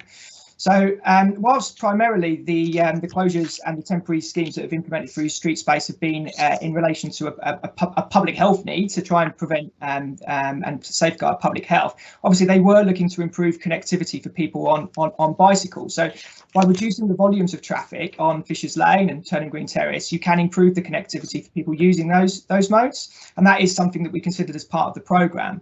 However, you're quite right, there has been a knock-on impact on private vehicles. There has been a knock on private vehicles, and that is something that we are taking feedback on through the consultation. And as you know, we've had lots and lots of feedback about that, and it's also something that we're very carefully analysing as part of the review process. So it's something that we're absolutely taking into account. But connectivity is not just about people driving; it is about people walking, it's about cycling, it's people using the bus. But you have given preference to one community only and ignored the rest. I don't think many people define solely as being cyclists or pedestrians or motorists or bus drivers. They're people getting around and they choose different modes. So we have to consider all of these different people in our schemes. You've asked also there about equalities points. Now, as my colleague Paul Traynor said at the end of his presentation, the council is in a process of litigation. The council is being taken to court under a judicial review process, and that process is highly prescribed. And it would be wrong of us to comment on matters here at Chiswick Area Forum, and as important this scrutiny panel is, that we have not yet shared with the claimant and we have not shared with the courts. So though all those processes are part of the judicial review proceedings, and we're not going to be able to comment on them tonight. So I'm very sorry about that, and I would like to provide a lot more detail, and there's a lot more detail to provide. However, it would not be right to provide it to you ahead of the process. I know it is not right to provide, but you should have provided this long ago. That's my point. Why didn't you? Well, before the judicial review, why didn't you provide it? Why wait till now? The council will be robustly defending ourselves against the claims that have been made in the judicial review, and I'm afraid we'll just have to wait for that process to take its course. Yeah, but you're avoiding what I said. Why didn't you provide it earlier? So I believe we provided all the information necessary, but as I say, it's part of legal proceedings now, so it's out of my hands. Okay. Any other questions, or should we move on? Who's next? Well, is Councillor Dunn going to answer my question? Sorry.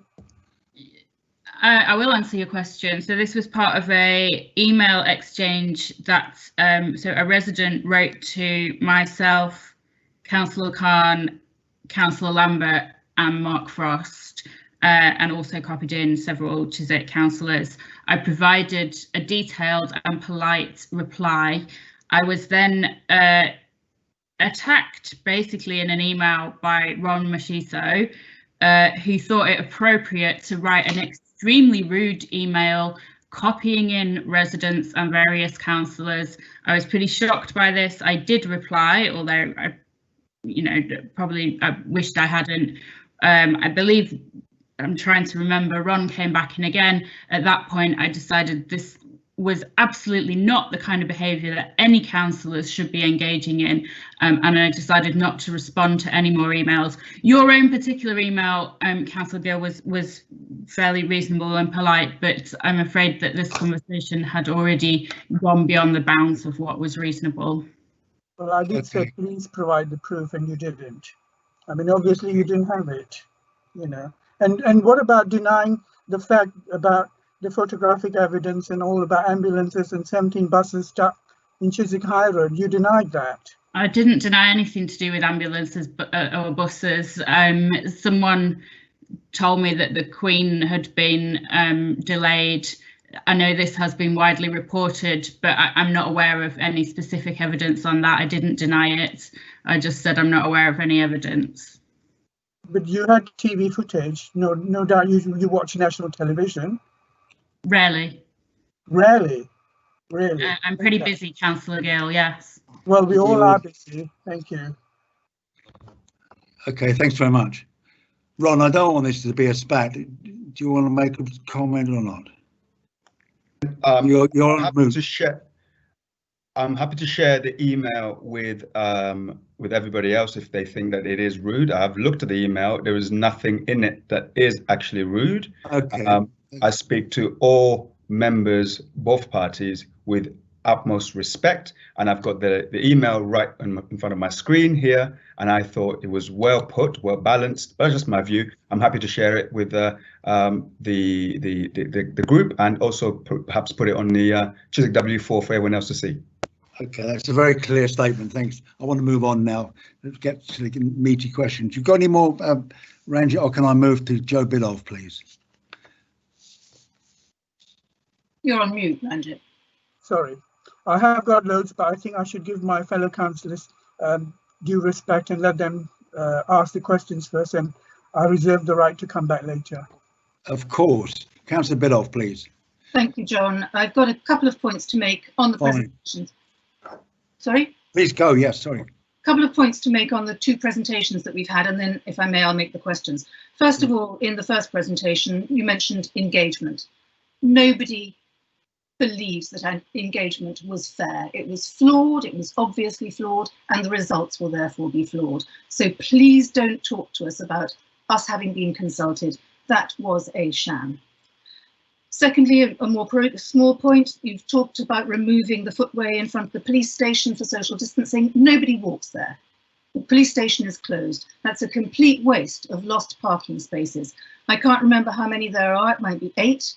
If you had 30-minute stop and shop people parking options, you would be 16 people an hour, 8 hours a day, 128 people spending how much money locally every day?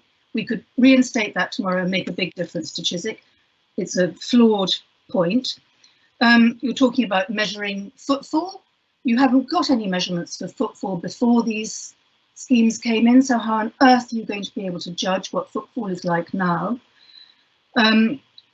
Nobody believes, this is a really strong point, and I'm sorry if it sounds rude, but it has to be made. Nobody believes 2 things: that we are being listened to and that this is a trial. This evening's answers so far and comments when we've tried to move things along have just shown that you don't want to listen, you want to talk at us. You're giving the same information as we've had before. As for the trial, I don't know how you can describe the removal of central refuge islands from the road as trials, the installation of floating bus stops as trials. Those are major infrastructure changes that will cost a lot to repair if they ever are replaced. On the point about pollution, all you've done is shift it from one place to another and increase it in some places here. And if you shift it to another borough, that really is unfair, but that is what you've done. Okay, so 120 health professionals have written in. How many health professionals are there? And what proportion does 120 represent? There must be many thousands, perhaps even 100,000 in Chiswick and nearby. 120 is pathetic, it seems to me. To base changes on such a small number in relation to what is happening locally is absurd. So I would like to move on to a question. I think I've missed one of my points, but I'll come back to it later. You would expect me to want to talk about the effect on shops through the Chiswick Shops Task Force. It's clear from the responses that the majority of shops, the vast majority on Turner Green Terrace and the majority on Devonshire Road. Chiswick High Road is a complex road, but there are a lot of shops there who are against what's happening on the High Road as well. There's one shop on Fisher's Lane. You might not consider that important, but that one shop's position is now very precarious because footfall has disappeared. Nobody drives past, and everybody knows that through traffic gives people a chance to see what is in Chiswick and where people might come back to. What are you going to do to consult with traders? You haven't done anything up till now. You've mentioned one-to-one meetings. Well, I can tell you that that's gone down like a lead balloon with retailers, because one-to-ones, picking people off and asking them questions in a specific way, answers might be different. It doesn't allow for transparency. It's very unnerving for retailers who have considerable anxieties about their relationship with the council. And I know this from another area where a scheme has been put in and the traders feel that they can't criticise it because they've either been offered, for example, tables and chairs for £1 rather than the thousands that it might otherwise cost. But it's their relationship with the council and the councillors that is being jeopardised by one-to-one. You must have a proper consultation that allows people to speak freely, and I've mentioned these points before, without fear and without favour about what they really think. And they must be allowed to make that in private, not in front of any official. So what are your plans for consultation? And if they include one-to-one, we're not interested. And so somebody else has raised the point about Guy Lambert's statement that changes are going to be made on TGT and Devonshire Road soon in the next couple of weeks. Don't you think you should tell people locally first before it's announced in the press? I think that's really insulting to retailers and to councillors. So I think that's 2 main questions. I've got plenty of others, but that's on shops to start with. It's will you work with businesses and councillors to come up with better schemes than this? Will you consult properly and in particular with retailers? Mark? Chair, I can start while Mark gets himself ready if you want. Yeah, Councillor Todd, I think you were going to add something at the beginning of that. Yeah, sure. So first of all, I understand where Councillor Bidoff is coming from in terms of her kind of approaches to the comments of the presentation, because everyone has a divided opinion and she's completely entitled to hers. And yes, definitely. I mean, we have engaged, I've engaged. There's not just one way of engagement. I've received hundreds of emails constantly, which have been replying to, the traffic team have been replying to. We have spoken to businesses in various ways. There is a process in place. The process needs to complete, and there will be, as you said earlier, a fair process of one-to-one engagement. That definitely will be. The question about pollution, there is investigation of results there that we can demonstrate to you as to how the pollution is taking place. When you refer to parking spaces, actually, you know, if you look at the whole of the Chiswick, everybody knows this, it's about 5%. I mean, it's not that much in the grand scheme of things to allow for our future generation, for them to be able to make decisions in their life as we move forward about how they want to live in the borough, from the air pollution quality to being able to cycle, public health, etc. So it's quite a range of things. So I know you've asked two very specific questions. First of all, yes, 100%, yes, we will engage, and Mark can obviously explain how that's being done as well. No problem. So I'll just wanted to say that, and then Mark, you can just answer the rest. Can I just come back on a couple of points there, Henry, because it's not good enough. You can't just say which you've been engaging with businesses. Which businesses have you been engaging with? I don't know any who you have engaged with, apart from possibly two. Hang on a second. Apart from possibly two on Devonshire Road who are fans of this council. When you talk about so disparagingly about parking, as if it really doesn't matter, when it's people's livelihoods at stake here and the way people live their lives, you can roll your eyes to the ceiling, but it's just not appropriate. 5% removed is irrelevant when it's 100% removed from Turnbean Terrace and 100% removed from Devonshire Road, apart from loading and apart from blue badge spaces. You can't persuade anybody. Councillor Bidoff. No, everybody knows and understands that we live in a polluted area. We need to resolve this, and how we resolve it, I would suggest to you, is that you come on board and understand the ambitions of the Streetspace programme and work with us. We know we're doing an interim review, and also and we will be looking at this in November. And this is the point to make it. We need to collect the data. As you rightly said, there was no previous data because we've never been in a pandemic before. Therefore, when we started, this data will be collected. It's being analysed all the time, and this is how. And this is normal process when you work in local government and when you are an elected councillor. There are due processes. We can't just make a decision now and suddenly within 3 weeks, 4 weeks, reverse it, make another change, and then go back to it. I mean, you've got to understand that some businesses have benefited from the scenario. Some have definitely, and I totally sympathise with that 100%, have not benefited from that way. So you need to understand a complete wide range of views. You can't just make decisions very quickly once they're in. And this is why we'll all be doing this interim reviews. Very quickly. You must understand that. You must understand that. No, I will understand it, but you can't claim on the one hand that you want time to consult whoever you want to consult, and on the other hand compare it with what you did to start with, which was to bring in a scheme without any consultation, without even any thought. Okay. Hang on, please. So Grant Chaps, who is the Secretary of State, who is your government, asked us in that time, when I explained in my introduction, that the moment in time when people were panicking, you knew what the situation was going at that time with the shopping environment. It was a very, very serious situation. Decisions needed to be made quickly, and we were given the experimental traffic measures to make those implementations at that time. Very clear. There's no one's disagreeing with that, and that is how it should be. Now we're moving forward. We have a process. We will be doing the interim reviews, and you have been told today that it will be done in a week, in about 3 or 4 weeks' time. And from there, we will definitely decide based on the data we have to make the changes. This is a democratic society. Decisions are made, and therefore consultations are done. And that's the process. You're an educated person. You know the process. I'm sorry. please get on board with the Streetspace programme. No, I'm not going to say, Chair. Thank you on that. Thank you. Thank you. You interrupted me, so I'm going to go back to the point that you interrupted me about, which is it's fatuous to say that there are plenty of other parking spaces in Chiswick if they are nowhere near the shops. That's helpful. You have completely failed to understand that so many people in Chiswick live near the high road, live near the shops. They don't need to get on their cars or even on their bikes. They walk already. People, okay, right?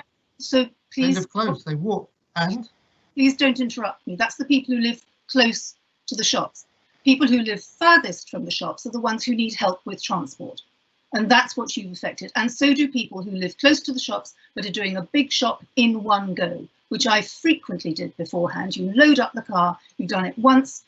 Next time you can come when you're in Chiswick and do a bit of shopping, but you can't carry home 3 or more heavy jute bags, either on the bus or by foot. So please don't talk to us about it's only 5% of parking spaces that have been removed. It's 100% of the important parking spaces, all with 30 stop and shop parking, which means double the number. And you can sit there smiling, honeys, but it's really not appropriate. This is such a serious business in Chiswick. All of our retailers are struggling, and if they close, that makes you responsible for their closure. And yes, it gives you to change. So the pandemic, Councillor Bidoff, come on, you need to, these sort of statements that you make are very alarming and disturbing. You cannot say these statements. It's true. I hear from them every day. They are. How is the pandemic anybody's fault? Come on. On the brink. And I'd just like to make one other point, Hanif, because yes. you keep on saying these are trials. How long does this damaging trial have to go on for? Other boroughs have made the bold step, the brave step, the sensible step. They've taken common sense steps to remove poor schemes. These are poor schemes and they need to be removed immediately. So, Councillor Bidoff, you've been told quite a number of times these schemes last from 6 months to 18 months with interim reviews. You know that. In 3 months there are interim reviews. So you know the answer. You're asking questions if you know the answer. So can we just move on, please, Chair? No, because you're giving me platitudes, and I'm not happy with platitudes. I'm representing residents, and they're not going to be happy with platitudes either. Other boroughs have not waited for the 3 months, the 6 months, the 18 months. They have recognised the damage that they're doing to their local community. Why won't you recognise that damage and act now? Through the data, there has already been many changes. Harvard Hill, the emails that we've received with reference to that, very positive. And Dan Mason Drive, there are changes, and the data will tell. I've said this many times. We have an open mind. I'm here to listen. I'm here to understand. And when we get the data and we understand it, we'll make a decision. That's exactly what the process is. The interim review will happen. And if the decision is that it changes or it's revised or stopped, 100%, that is what we'll do. OK. You had data week in, week out from Bailey and Sage showing their steep decline after parking was removed. An increase during the first lockdown, a slight downturn, and then parking was removed and it's dived right down to the bottom. Okay. You've got that data, so, and you're ignoring it. And you say, listen, this is the 4th time you've interrupted me. Okay. Carry on, please. You've got data, you can easily collect it. I can do it for you through the Chiswick Shops Task Force. I can do your survey, provided it's not skewed. We can get the answers and we can look at it. But I get the data day in, day out when I go to shops. Day in, day out, when I'm down on the terrace, down on Devonshire Road, down on the high road. I'm not deaf, I'm listening. If I can just come in, as Councillor Khan was saying there, we are doing this review, Councillor Bidoff, and I know that's frustrating, but it's a process that has a length of time associated with it. It will be done by the end of the month, and you will be able to see the data that we have collected. We're very grateful to the work of people such as Bailey and Sage in providing that data. We've had other data and other context from other businesses, and we need to square those and make sure that we've got all of the information in front of us before we take a decision. In which case you need to get more data from shops, because I don't know who you're collecting them from. I don't know how representative your data bank is, but if you haven't asked all of the businesses, it's flawed. Well, that's one of the reasons why we were suggesting one-to-one engagement, Councillor Biddulph, because obviously that helps with, because people won't want to talk about their trading situation in front of their peers potentially, but they would in a one-to-one situation, which is why we've suggested that. I think we've covered most of your points there. It's not going to be acceptable as one-to-one. You've got to come up with a means that enables them to do with privacy. I can understand some might want privacy, but not one-to-one.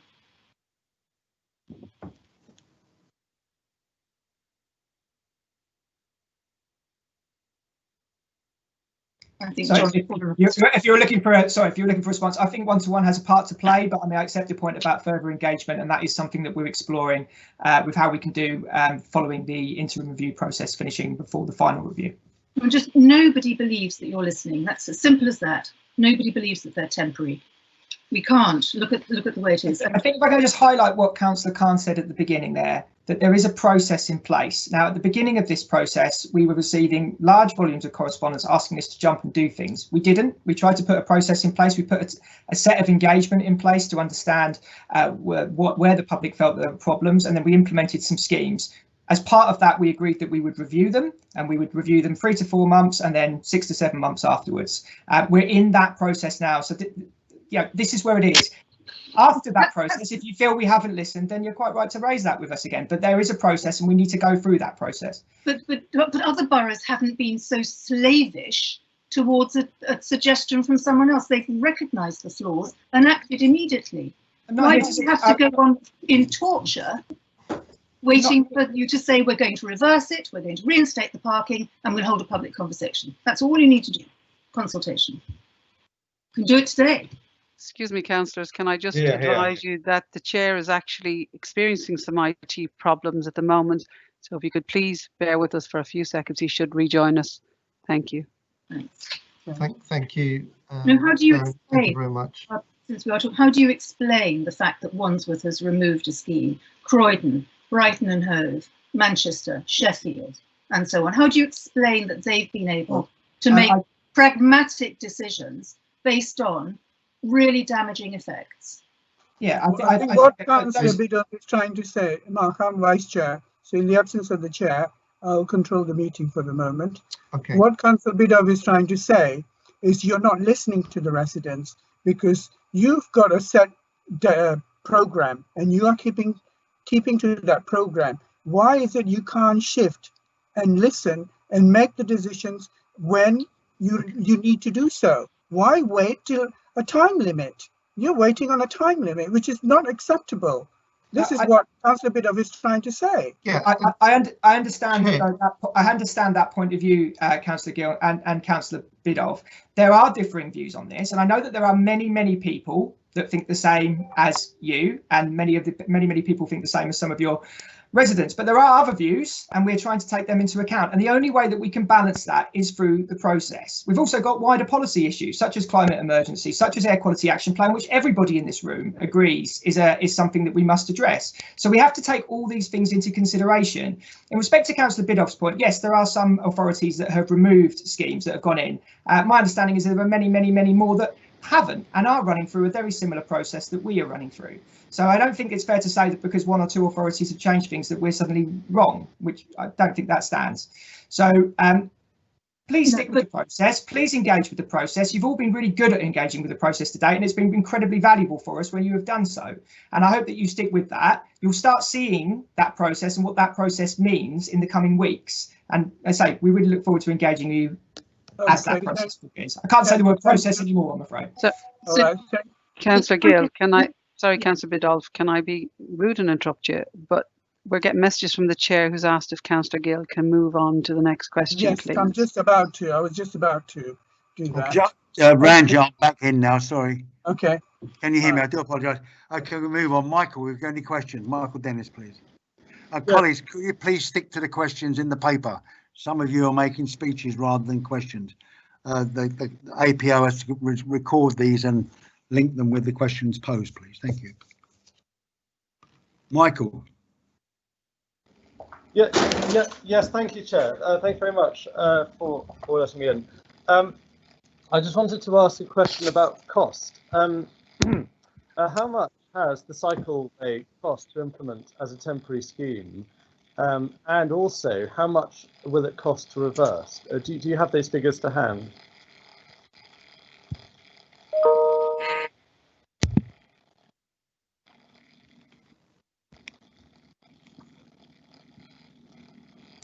Sorry, Councillor. So I'll ask TfL colleagues whether they wish to comment on that. Mark, so I'm having problems unmuting. Can you hear me? Yes. Yes. Yep. Yes. So I don't think you'll be surprised, but we haven't completed the works on Chiswick High Road, so we don't, the temporary scheme, so we don't yet know the full cost of that scheme. But once it's finished, you know, we will be sharing that information as to how much that costs. Thank you. But what I can say is, because of the social distancing requirements that are now in place on public transport, you know, what the scheme is intended to do is to reduce the chances of a car-borne recovery. And what we know is the costs of a car-borne recovery in terms of more congestion, more pollution and more casualties on local streets will cost a significant amount and will also create an additional burden on the NHS. Certainly. Thank you very much for answering that. And also, the camera in Turnham Green, would you also at the same time release the figures for how much money has been collected from that camera and other cameras? Actually, that was a question that was asked me by a resident, and I just wanted to ask it. But would we have information released on the amount that each camera has produced for the borough? Councillor, yeah, absolutely, we can provide that information, and I think we have provided that as an answer to a number of FOIs over the last few weeks. Oh, fine. Okay, no, that's helpful. Thank you. And just my second questions really are just on the consultation with emergency services. You continue to engage with them in consultation with the emergency services at the moment? So I can't comment on that process in respect to Cycleway 9 because that forms part of the legal proceedings, but I can certainly say to you that we have engaged with the emergency services throughout the Streetspace programme, and that we continue to do so both locally and also at a pan-London level in forums that are organised by Transport for London. Sure. There's all my questions. Thank you very much. Thank you very much, Michael. Councillor Gabriella Giles, please. Thank you, Chair. Right, so I think we've seen quite an interesting example of bloviation from various officers today and various members, but it's more the fact that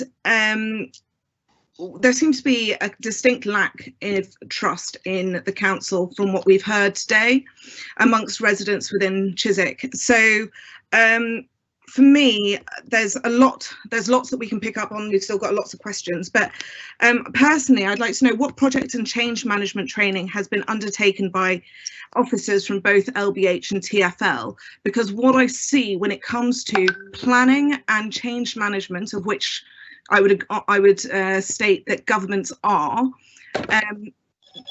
what we are seeing with both Streetspace and with the South Chiswick Livable Neighbourhood schemes, which is being broadcast under which is actually part of Streetspace, part of the COVID-19 response, is a stellar example in how not to engage with communities and create buy-in for the change that you want to deliver.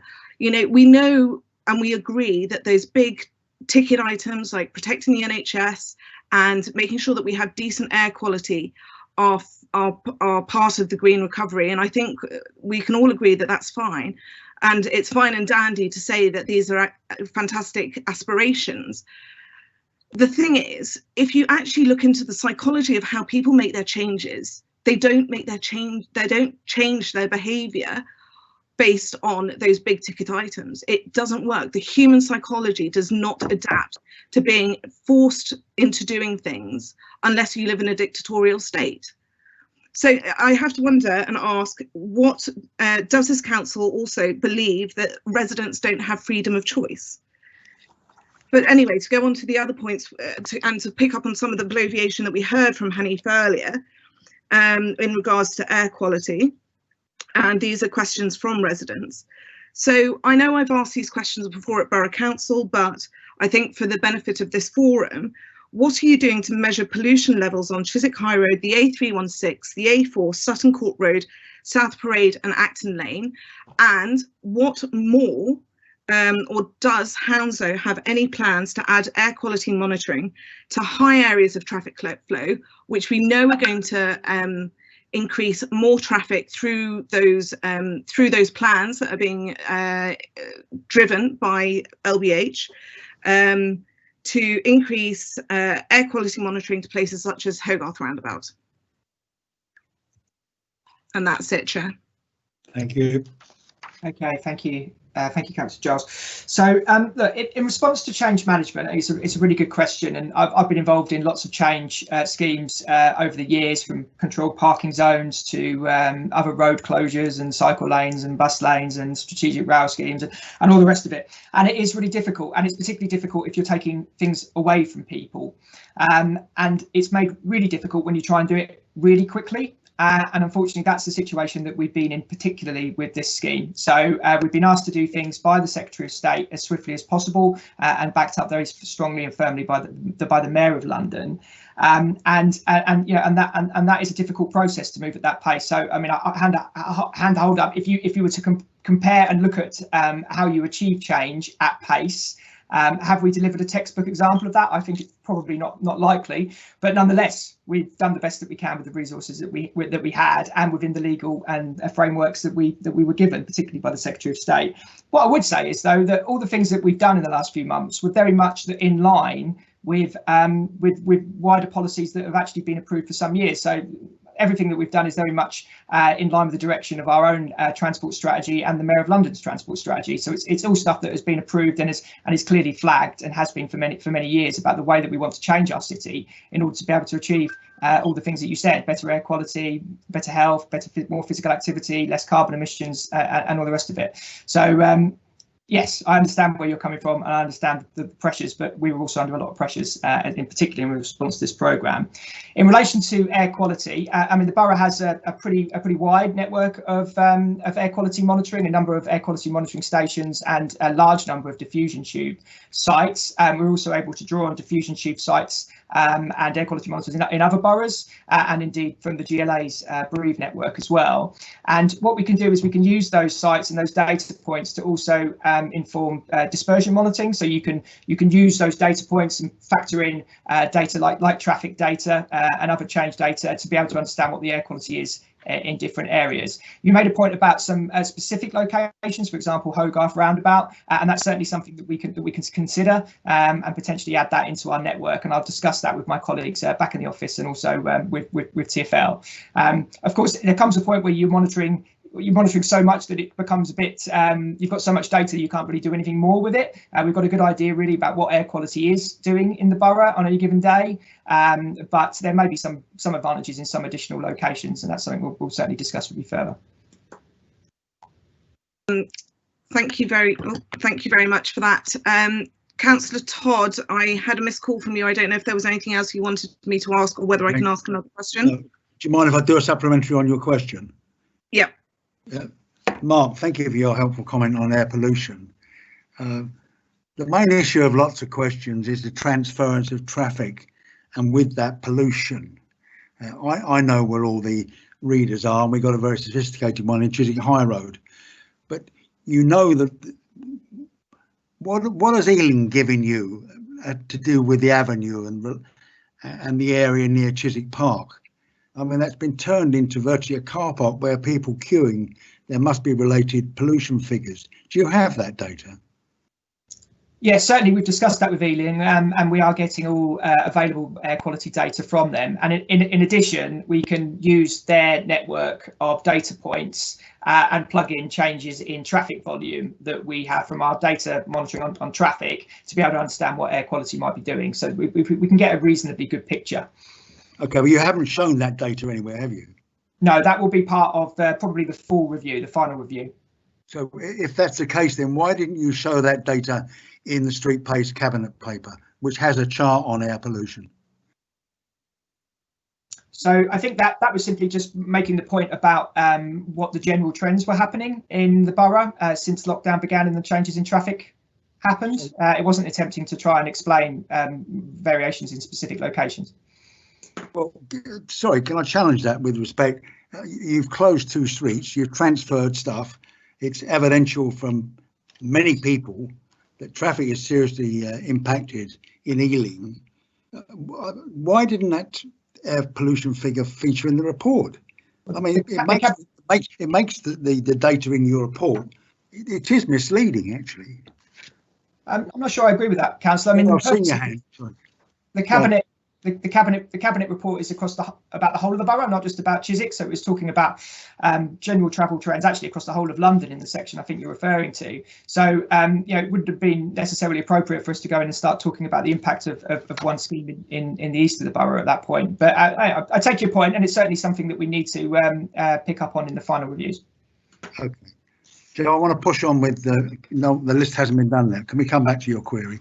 Sam, we haven't got before or after measurements, have we, for Ealing? That was the only point I wanted to make. We don't have measurements from before the schemes, or did they have measuring on South? We don't have any data, do we? They do on South Parade, as it happens. Yes, it's part of their network of sites, and in another couple of locations as well. We haven't seen it. Okay. Thank you, Sam Chair. Home, please. Thank you, Chair. Can we stick to the questions in the paper, please? It's very important for Joan. Sam, where you go? Thank you, Councillor Todd. I will try and stick to the brief. I was going to throw in some comments there, but I won't. 2 questions, and I'm going to try and be even-handed because not all the questions were from people in favour of these schemes. This is the question, I think, for Mark or possibly for Paul. Hounslow and Fulham have created an integrated system using the existing CPZ database, which automatically created exemption lists based on CPZ and DVLA data, thus allowing locals to use local roads but stop rat runners. Why didn't Hounslow do something similar? Thank you, Councillor Hearn. I'll pick up on that one if I can. If I can outline that, actually, we are doing things similar. So actually, within Hartington Road and Thames Road as well, that is exactly the kind of scheme we are looking for. I appreciate here that Fulham have brought in some quite innovative technology, but you know, AMPR systems to deliver these kind of schemes are incredibly new. You know, we are one of the first councils to be utilising that as an option, and we are using some of our existing back office systems. You know, rather than procure a new system for an ongoing trial. So it may be that ours might not be up to their levels, but we are certainly able to do those measures, and we are implementing them and using our existing technology. Thank you. This one may well be answered by some of my colleagues, perhaps people who haven't spoken already. Every Chiswick councillor voted in the chamber to declare a climate emergency and aim for 0 emissions, and yet Conservatives seem implacably opposed to the low traffic neighbourhood scheme and street space on the whole. Could councillors please explain how we can decrease congestion, lower air pollution and carbon emissions without measures to discourage unnecessary car use?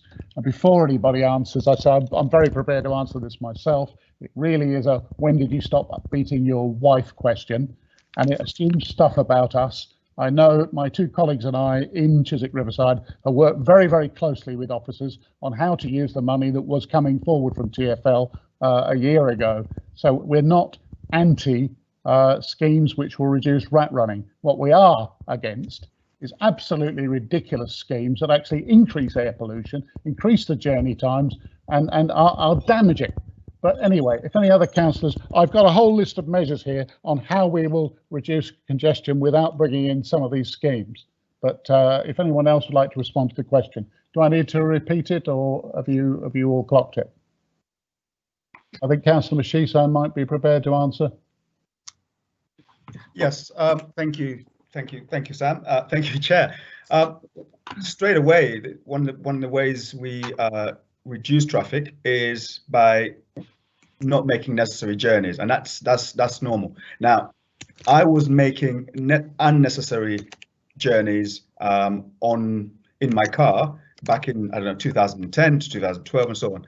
But by realizing and appreciating that we're in a climate change emergency, I changed my behavior from using my car less and opting to use my bike more. It wasn't a CS9 scheme that made me change my behavior.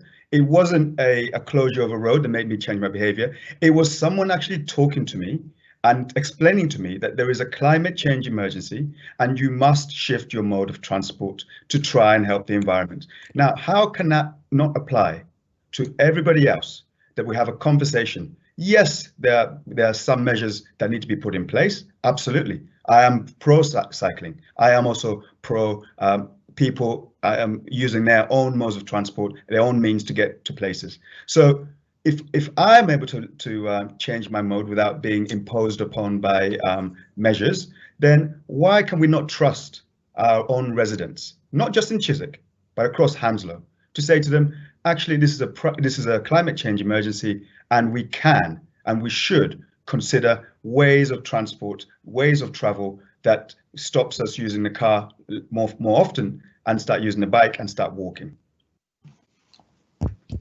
Through the chair, anyone else like to contribute? Yes, please.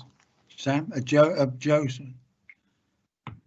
Just to add to it, that Ron made these decisions some years ago.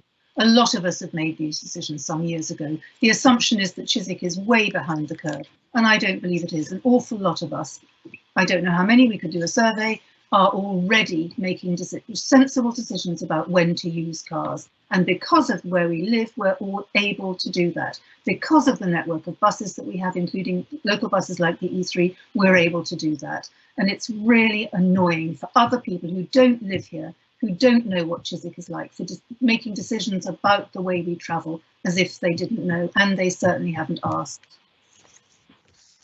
Okay, Gabriella.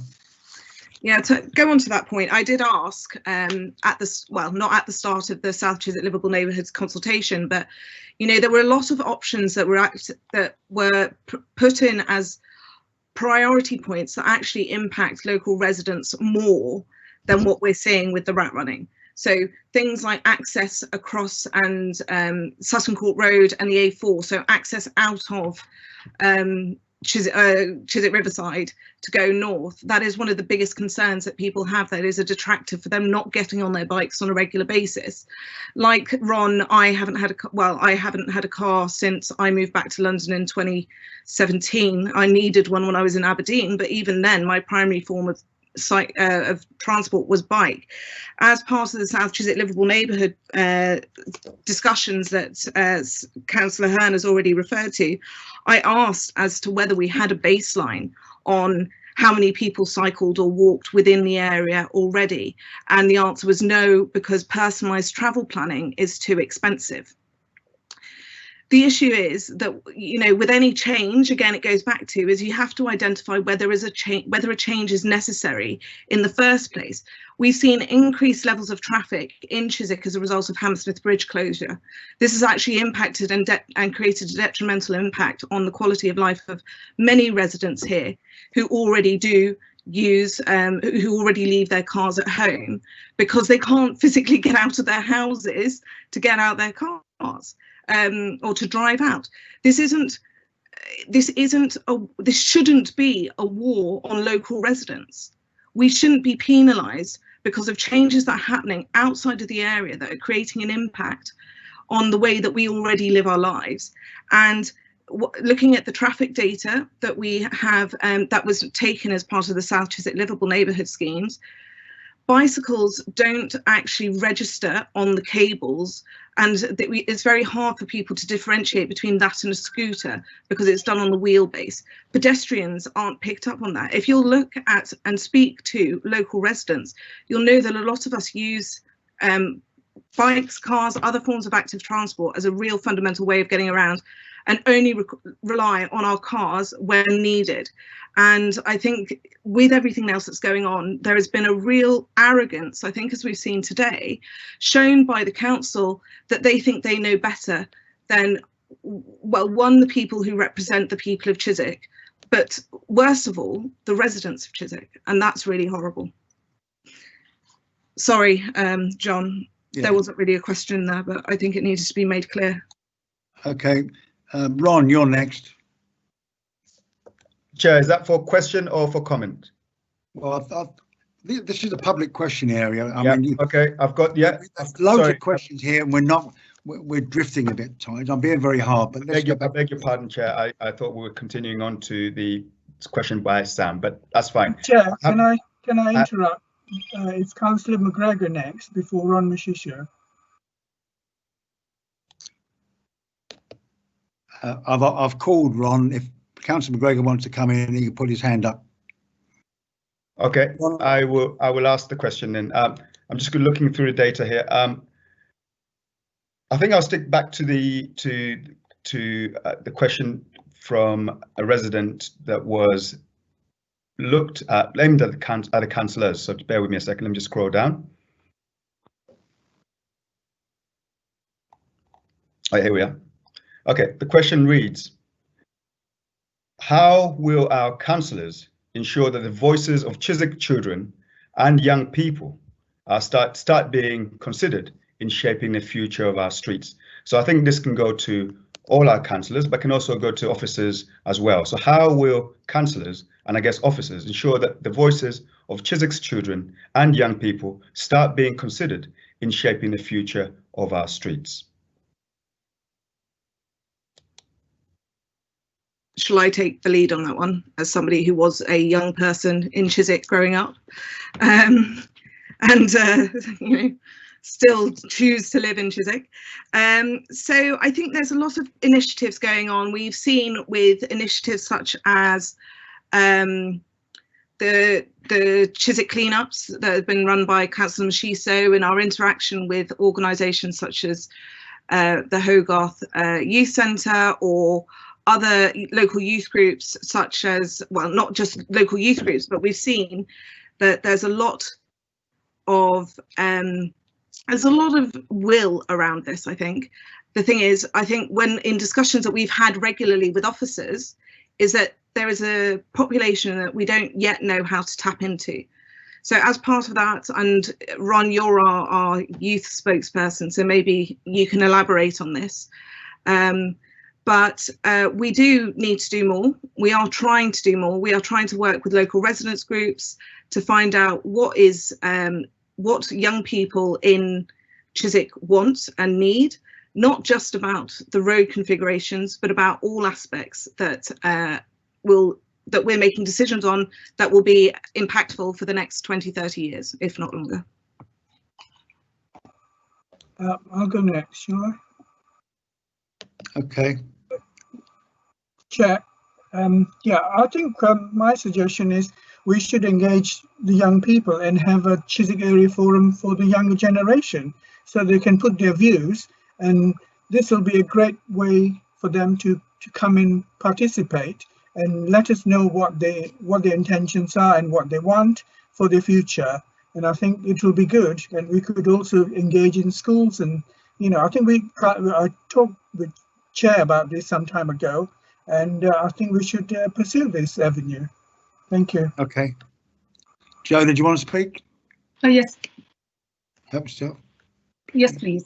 So Ranjit's picked up a very important point, because we did discuss it, didn't we, about 15 months anyway, whatever it was, about having we had someone attend. We had someone. You brought in the deputy vice president, or deputy president of the newly elected deputy president of the youth parliament, which was great, and she had amazing contributions to take. And at that meeting, her headmistress, was it at that meeting or another meeting, the headmistress of Chiswick School was there, and I asked her a direct question about what teenagers, that question was about, wanted Chiswick to have, because they're completely not represented in any of the provision that we provide. It's a very old town, if you like. We've got tons of things for people older than teenagers, and teenagers are going off to Shoreditch and other cool places.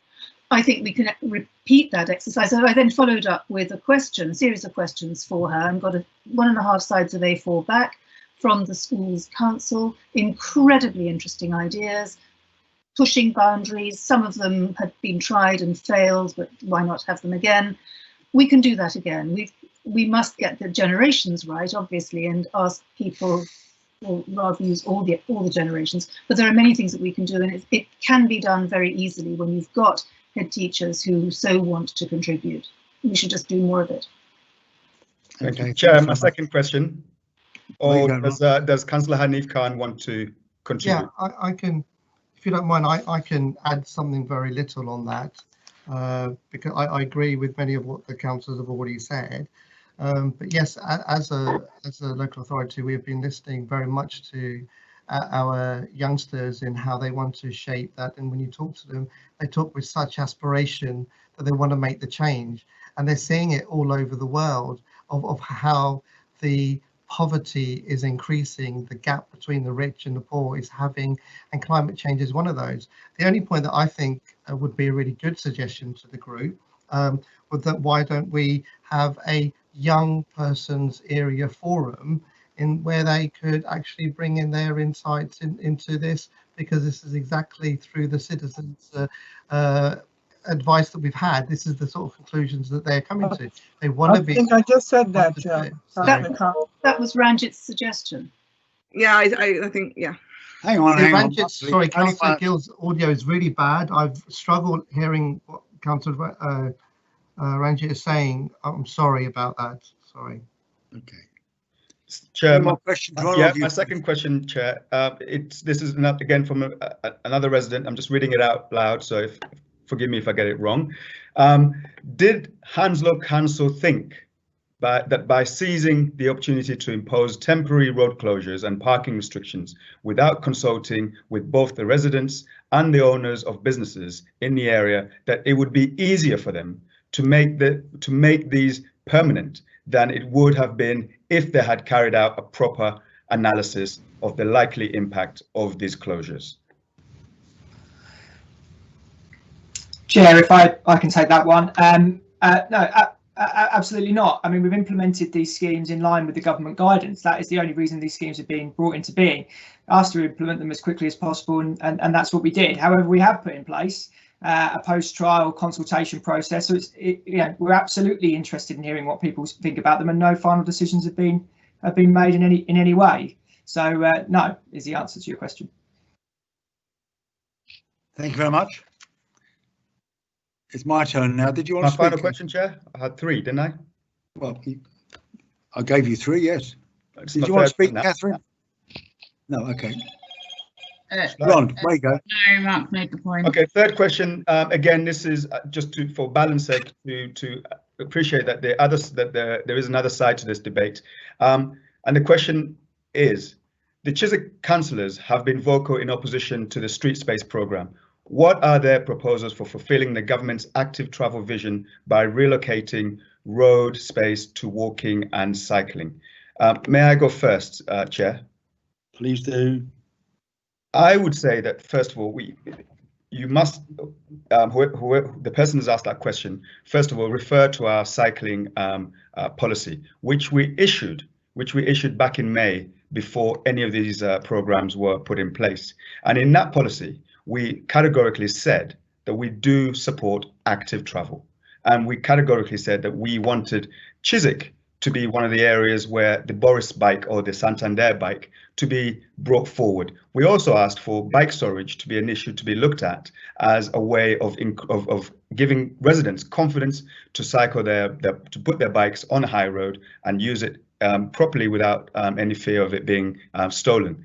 We then also said that as we should push for the council to include on the school curriculum in primary schools, cycle proficiency safety training as part of a wholesale improvement to improve active travel. So those were some of the measures that we were already in place, waiting for the likes of Councillor Khan, Councillor Curran to join us and really push this through, where we would have a joined up thinking, just as they've just suggested to this afternoon, so that we can increase active travel throughout the whole borough, not just in Chiswick, but across the whole borough, and make everyone's lives much better. Okay, thanks very much. Catherine, did you want to speak? Councillor Dunn and Councillor Khan. I can see Ron, yeah. Councillor Dunn, please. Yes, sorry, the mic that wasn't coming off.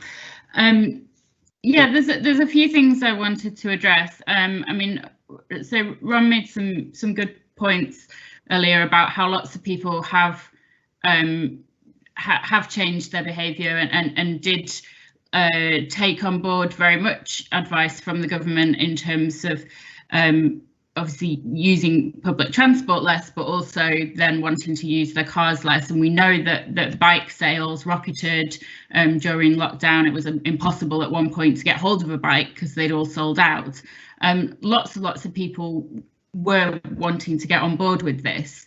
But it can't just be down to individuals. There are lots of people who don't feel safe cycling on main roads and so on. And whilst there was that initial spike of people who did buy bikes and went cycling during lockdown, as then people went back to work and more cars came on the road again, not all of those people continued cycling, because they did find that once the traffic came back, that it was a lot more intimidating and they didn't feel safe. So Ron, you talk about people wanting to feel safe that their bike's not going to be stolen, but they also want to feel safe that they're not going to be squished by a bus or you know, rear-ended by an impatient driver.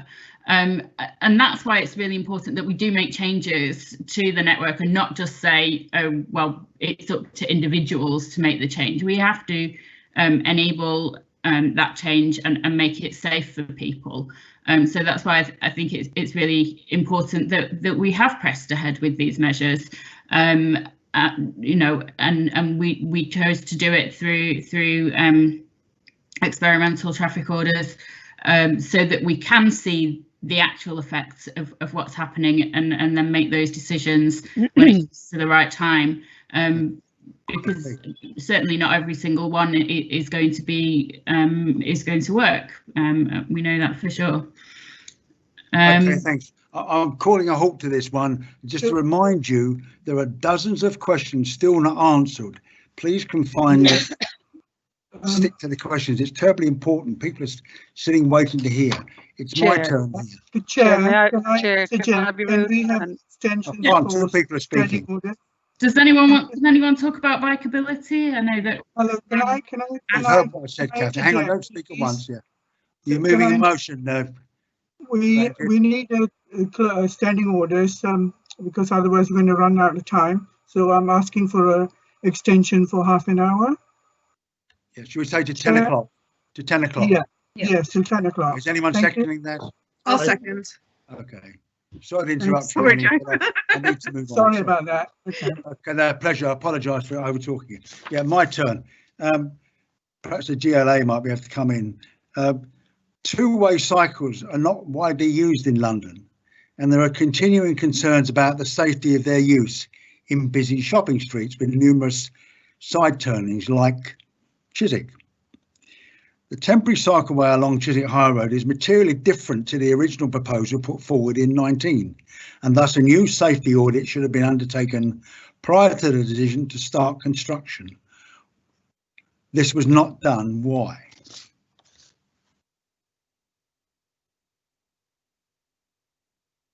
Hello, anyone there?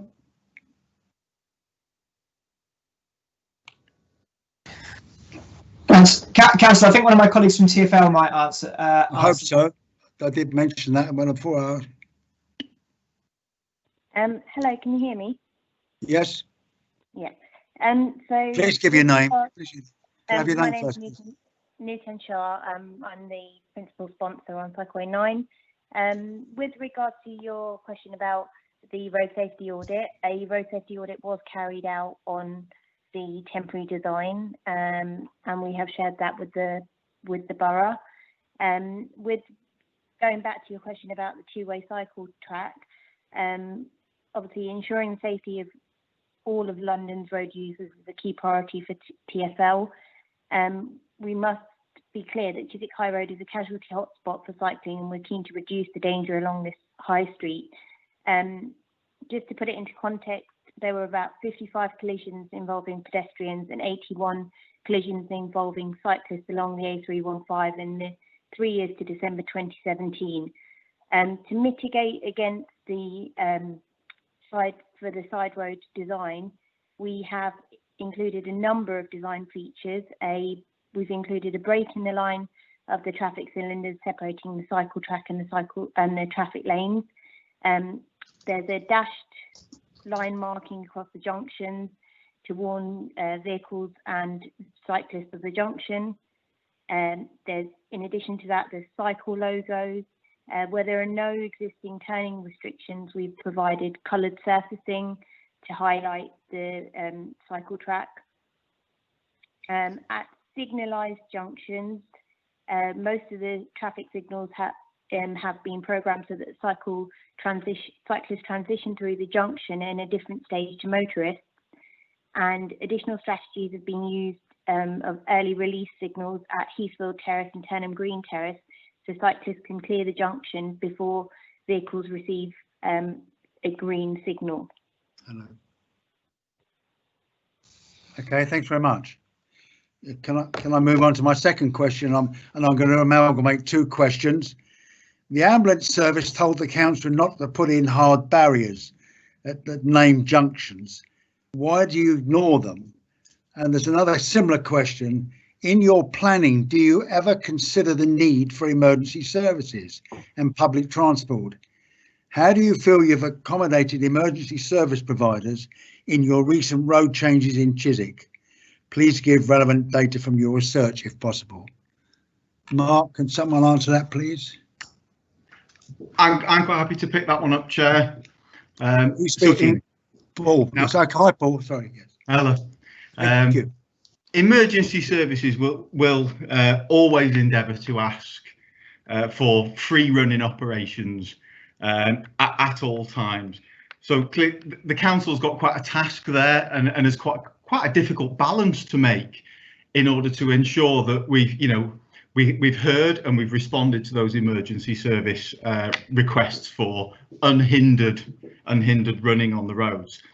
So where we're looking at putting in measures, and the diversion for those measures would be quite large or quite tortuous, quite rightly so, we have looked at AMPR type solutions to those. But equally, where the diversions are very small, and we have considered hard barriers.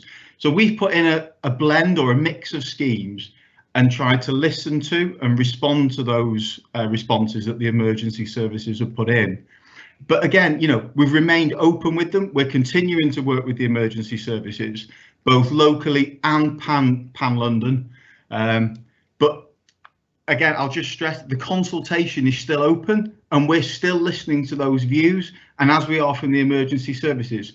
And if they were to come to us with an issue, which at this point they haven't, but if they did, then quite rightly so, the council would look to respond. Thank you. Okay, thank you. And my final question is to do with bus lanes. So in other parts of the borough, you've extended the bus lanes 24-hour a day, although there's hardly any buses running in the evening, but that's perhaps a cheap point. But Chiswick High Road has now got two bus gates designed, the one by the bus garage, designed to speed buses through. And Mark's old boss always said a bus carries 60 people, a car carries one, and a bike one or perhaps two. How can you ask the public to rely on public transport when what you're doing deliberately inhibits the safe and prompt movement of public transport? Well, I'm happy to pick up on that one, Chair, if I can. Yeah, my pleasure. Thank you. Paul, I think we might want to ask, see if TfL wants to respond to that, because the councillor specifically asked about Chiswick High Road there. Oh, right. Fair enough. Thank you. Yeah, thank you, Mark. John Futcher again, TfL. I think we would argue very strongly that we've taken the needs of bus services fully into account in the changes to Chiswick High Road. TfL, after all, is responsible for London buses, so it's not in our interest in any event for bus services to be in any way disadvantaged. And the scheme has been very carefully designed to ensure that buses can progress through the area. And you know, what we also have to remember is that with social distancing, the maximum capacity of people using capacity is massively reduced. So, for example, on a double-decker bus, which can ordinarily take around 90 people, they can only take 30 people during this pandemic and with the restrictions we've got. So, you know, I don't think there's been any option but to provide alternatives to public transport, as I said before, to avoid a car-based recovery. So the measures that we've put in place on Chiswick High Road to ensure that buses have a smooth progression are we put in some bus priority at the Acton Lane junction that I think the chair described as a bus gate, where buses get priority travelling through that junction. All of the junctions along Chiswick High Road, therefore they'll be effectively at the head of the queue, and we're able to kind of very carefully manage how traffic progresses through the high street in the westbound direction. And with the traffic restrictions that the borough have put in on adjacent roads, there is actually significantly less westbound traffic on Chiswick High Road, which allows buses again to progress efficiently through the high street. And what our data shows is that westbound buses are performing pretty well through the high street at the current time. Yeah, that's a very helpful answer. Would you mind supplying this area forum with the bus data that proves that there's no delay? So I think once the scheme has been constructed, and I think we need to remember that the scheme hasn't been completed, it's still ongoing.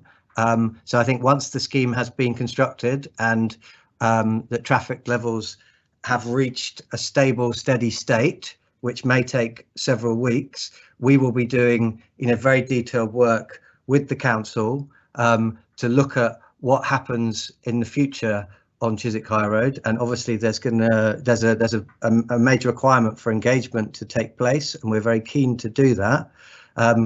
And as part of that process and decision making, the monitoring will be a key aspect to inform that decision making. Okay, so I must pick up on that. Sorry to hold the stage, colleagues, but I challenged one of your colleagues during his slide giving presentation about the performance of the buses, and he seemed to disagree with me, as did your slide. Are you conceding there are severe problems with the public bus transport in Chiswick High Road at the moment? We do not think that there are, I think whilst the construction's been ongoing in advance of the Thames Waterworks, what our data showed and what our site visits showed, and I'm a former resident of Chiswick as well, I know the area very well. We all are. What our data showed is that Chiswick High Road was performing well in advance of the Thames Waterworks. Since we've had the Thames Waterworks, I think we accept that there have been some additional issues in the area. And what we're expecting when the Thames Waterworks finish on approximately the 20th of November, that we will see an improvement in journey time performance for buses and general traffic. Okay, thanks very much. Ranjit, it's your turn again. Can I just come in on that, John? I'd just like to ask, if you're a former resident of Chiswick, and I probably met you then at a meeting we had with TfL some time ago, a couple of years ago maybe, as a former resident. Have you been on a bus recently in Chiswick? Because it seems to me that the design is not working. And you can't just give us paper comments or theory. You've really got to come to Chiswick and sit on a bus. And sorry, John, also we heard about westbound traffic, but what about eastbound? Yeah. I asked a general question. I think let's move on. There's lots of other questions. Okay. Please stick to the questions. Yes. Ranjit, you again. Okay. Next question. Please give a valid reason why the notice for cycleway was only appeared on 19th of October, some 5 weeks after work was started. So, Councillor, you've picked up on one of the very specific grounds of the judicial review, and we won't be commenting on that, but obviously responding to that claim through the correct process. Right, okay, since you're not going to, I'll ask you another one. Did the council consider the implications of implementing both road closures and installing CS9 or Cycleway 9 at the same time, and in particularly at the time when Hammersmith Bridge is shut and more traffic is diverted through Chiswick? If so, can you please share the forecast of the traffic volume, congestion that you calculated, and whether the current traffic volume and congestion is in line with what you predicted? So in answer to Councillor, my colleagues from TfL might come in on this. Yeah, certainly we did consider the implementation of the scheme and what it might mean for traffic congestion in the high road, and that was something that was taken into account through the development. You'll remember that this was discussed at some length as part of the permanent scheme as well, which was also approved after the issue of Hammersmith Bridge. So yes, that is something that was being considered. Do colleagues from TfL want to say anything at this point? Yeah, Mark, I'm happy to join. It's John Futcher again. Yeah, so just to briefly respond, as a result of the pandemic, as I said, there's social distancing requirements in place on public transport, and what we know is that congestion levels across London will continue to rise if trips previously made on public transport are made on cars, and we simply have to give people an alternative way to travel. Otherwise, we will get only more congestion in Chiswick.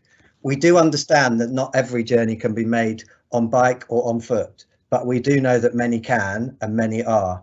And what we want to do is help people who want to walk and cycle to do that.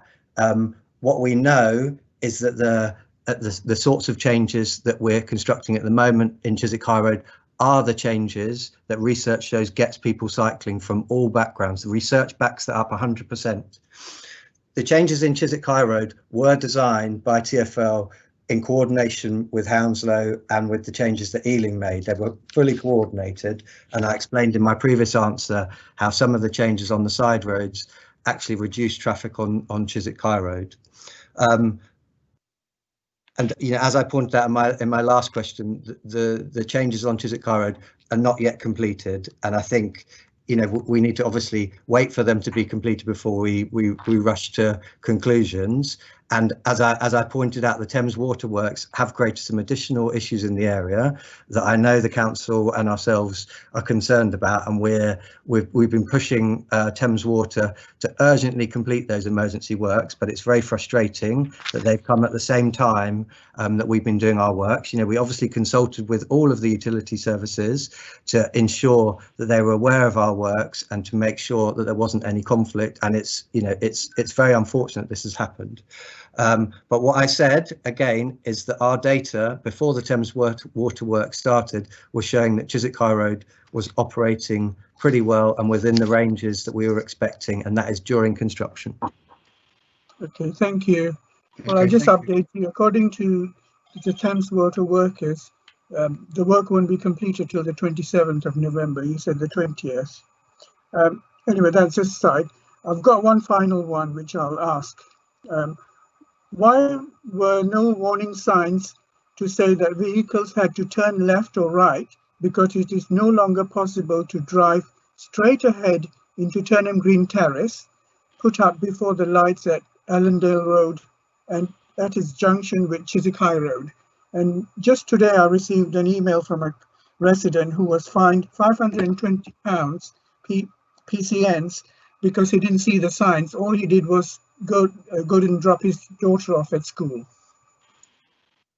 Okay, thank you, Councillor. I'll take that. So obviously a lot of signage has gone up on the High Road and on Turnham Green Terrace associated with the restricted access scheme that we put in there. We have reviewed all of that signage and we were broadly comfortable with the quality of the advanced signage, but we were continuing to take feedback and continuing to keep the signage under review. So yeah, you've made a good point there. That's something that we could feed into the process, but obviously we're in this interim review process for that scheme at the moment anyhow. Okay, thank you. Thank you, Chair. I think I'll give my colleagues another chance. Okay, Councillor Joanna Bulloff, please. Thank you, John. Just a couple of points on what has been said so far. In terms of the Thames Waterworks, you wouldn't have been told in advance that that was coming because it was something that arose afterwards. And this sort of thing is going to happen all the time. There are emergency works that have to take place, and these schemes do not allow us space on the roads to accommodate that. So it really needs to be borne in mind. And as for the point about TfL research, I think we've all wised up to the fact that it's not reliable. You commission new research if you don't get the answers you like. So please don't give us any tosh about we've got the research that backs this up. We've got research, people going out of business, those sorts of things, which back it up in a different direction.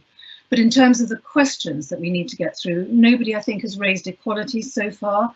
And I would like to talk about that. And it must go beyond providing blue badge parking on Turnbean Terrace and Devonshire Road and wherever else. We've got to think about floating bus islands and the risks that they pose. And I don't think this should be part of the JR, but you might not want to answer it. There are some people who cannot cross to those floating islands. They're so anxious. They're never going to do so. And those sorts of things have to be considered. You can't have. There's a house down the road in Hammersmith, a block. John, we can hear you, by the way. For people who are visually impaired. That's people who come to Chiswick regularly, now being put off from doing so. We cannot not allow people to come who need to come simply because they're disabled or have a disability. What about people who are late for appointments because you just cannot time your journey? Some taxi drivers say they can't come. People are being affected. The older people, for example, who have to go to, or medically ill people have to go to appointments, are being prevented from doing that. And what about people who can only drive, who can't get out of their houses because of the traffic in front of them, and therefore they are delayed? We really have got to pay more attention to people, to the equalities issue. And the other point is safety. I've sent you an email today, Mark, about how unsafe C9 is at the moment. People are using it informally. It's not open yet, but it's flooded in various places. That's got to be dealt with. It's full of mushy leaves, which are dangerous to cycle on. That's got to be dealt with. And who knows what either of those two are hiding in terms of broken glass or whatever else. What is the regime going to be for keeping this temporary scheme, for as long as it's there, usable? Okay, I'll pick those up, Councillor Biddulph. So in respect to the equalities point, I'm afraid that is part of the legal proceedings, so we'll have to leave that one. In respect to looking after the public realm of the temporary scheme, that's certainly something we're aware of. I mean, Hounslow Highways have been down there a number of times already. Leaf Fall was obviously a challenging time at the best of times, but they're trying to keep on top of it. The scheme is still under construction, so there is some snagging to do, and some of those snagging relates to levels and gullies and other bits and pieces. So I think that will improve over time. I'm surprised that you call it snagging. These are huge areas that you must have known before weren't level. We've had rain before CS9 was put in. So it's extraordinary that levels have been, road surfaces have been put in and now they've been taken out because they weren't level. That's extraordinary incompetence on behalf of the contractor. So I've got a connection issue. Well, as I say, there is relatively small changes in surface levels can make big difference to the drainage performance. So it can seem like a big issue, but can have a very simple solution. And sometimes it can just require a gully cleanse. So I'm not saying that there aren't issues there, and the construction team are working hard to deal with those. TfL colleagues may wish to add to this. But I mean, certainly your points are noted, Councillor Biddulph, and we're also very aware of the need to make sure that we maintain these facilities moving forward. Thank you. Through the chair.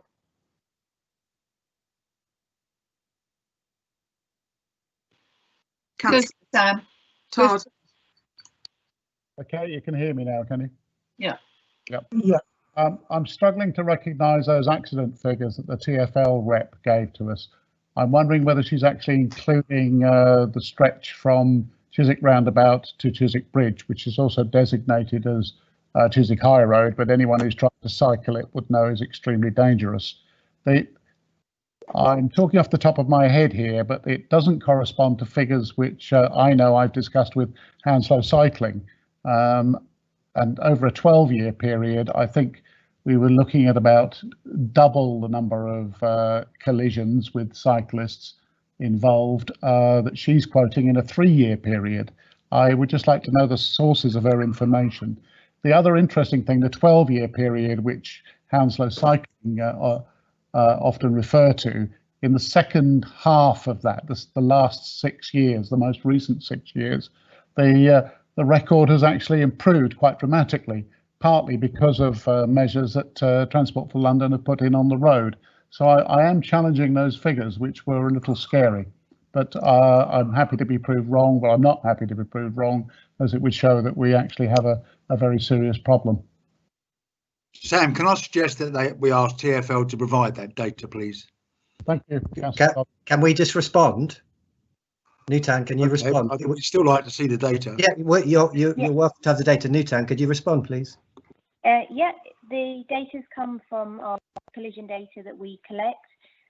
It was also published as part of the Response to Issues Raised report that was published January this year.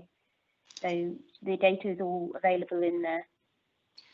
Can I ask what the range is? What measure? What's the big and the small? What are you measuring? This is police data that officers on the scene capture. Yeah, so it's not TfL data. This is data captured by the police, and they capture the severity of the casualty, and they're generally in 3 categories: a slight casualty, a severe casualty, or a killed casualty. Okay, let's move on. Who's next? Mr. Dennis. Michael? Yes. Do you have a question, Councillor Dennis? No, no question from me. Thank you. Thank you very much indeed. Councillor Gabriella Giles, please. You're on mute. You're on mute. Thank you. I would have just been talking to myself. So I've got a couple of questions on South Chiswick livable neighbourhood. And we've had a lot of comments saying that they appreciate the measures that have gone in at Staveley Road and Harvard Hill. But why is it that the decision was made to start those developments from the last line of defence, should we say, rather than from where we know is the main, should we say, culprit of Hartington Road and the junction with the A316? Mark? Yes, sorry, I was actually going to see whether, Paul, did you want me to pick that up? Because it goes back to the history of the scheme a little bit. And you're on mute anyway, so I'll carry on. Thanks, Mark. Yeah, that's fine.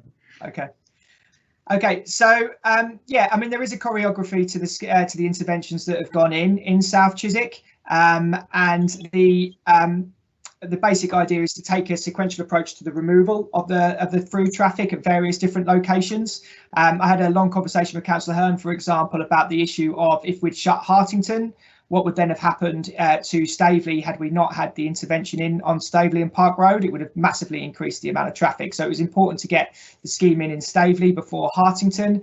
The Harvard Hill one essentially only has an impact on Sutton Court Road. So traffic that would have previously gone out of Harvard Hill would currently be on Sutton Court Road. The initial data that we've got is not suggesting a very significant increase of traffic on Sutton Court Road, so it does appear to have reduced overall traffic in the area, and it certainly has significantly reduced traffic on some of the roads west of Sutton Court Road, so Falconberg and the like.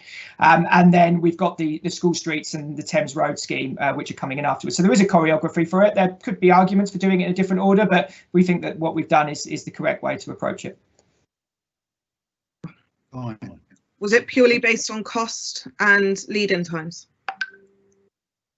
Well, I've just explained to you why we did it the way, and that didn't link to cost or lead-in times.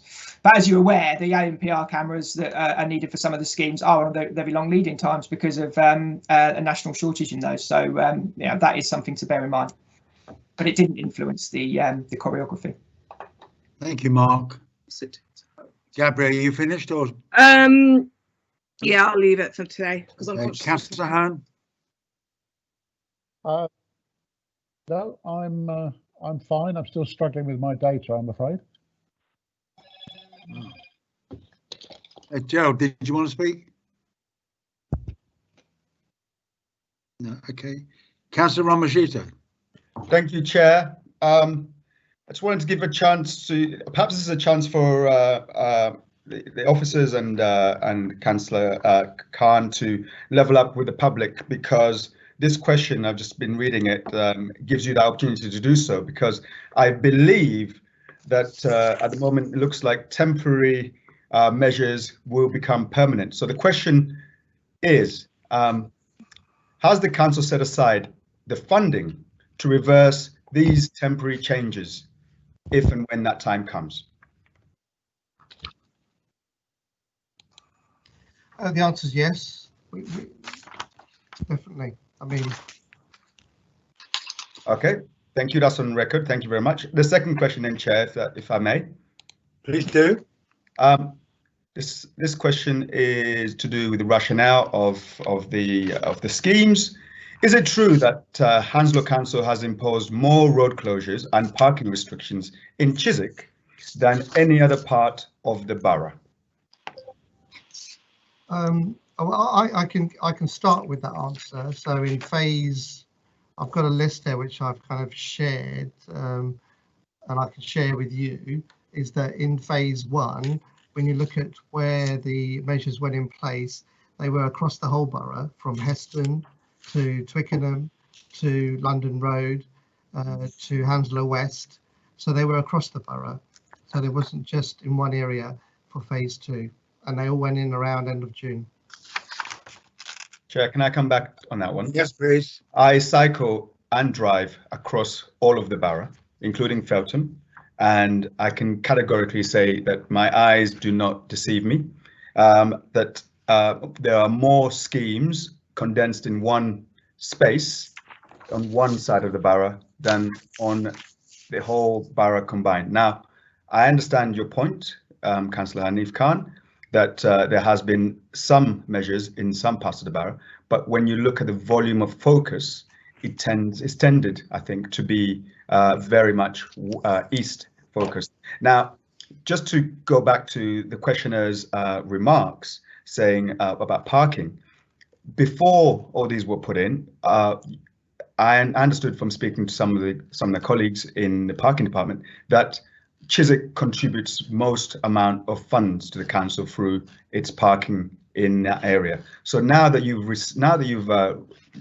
removed a lot of that parking spaces, or find more people, are you being disproportionately unfair to drivers in Chiswick than you are to other drivers in other parts of the borough?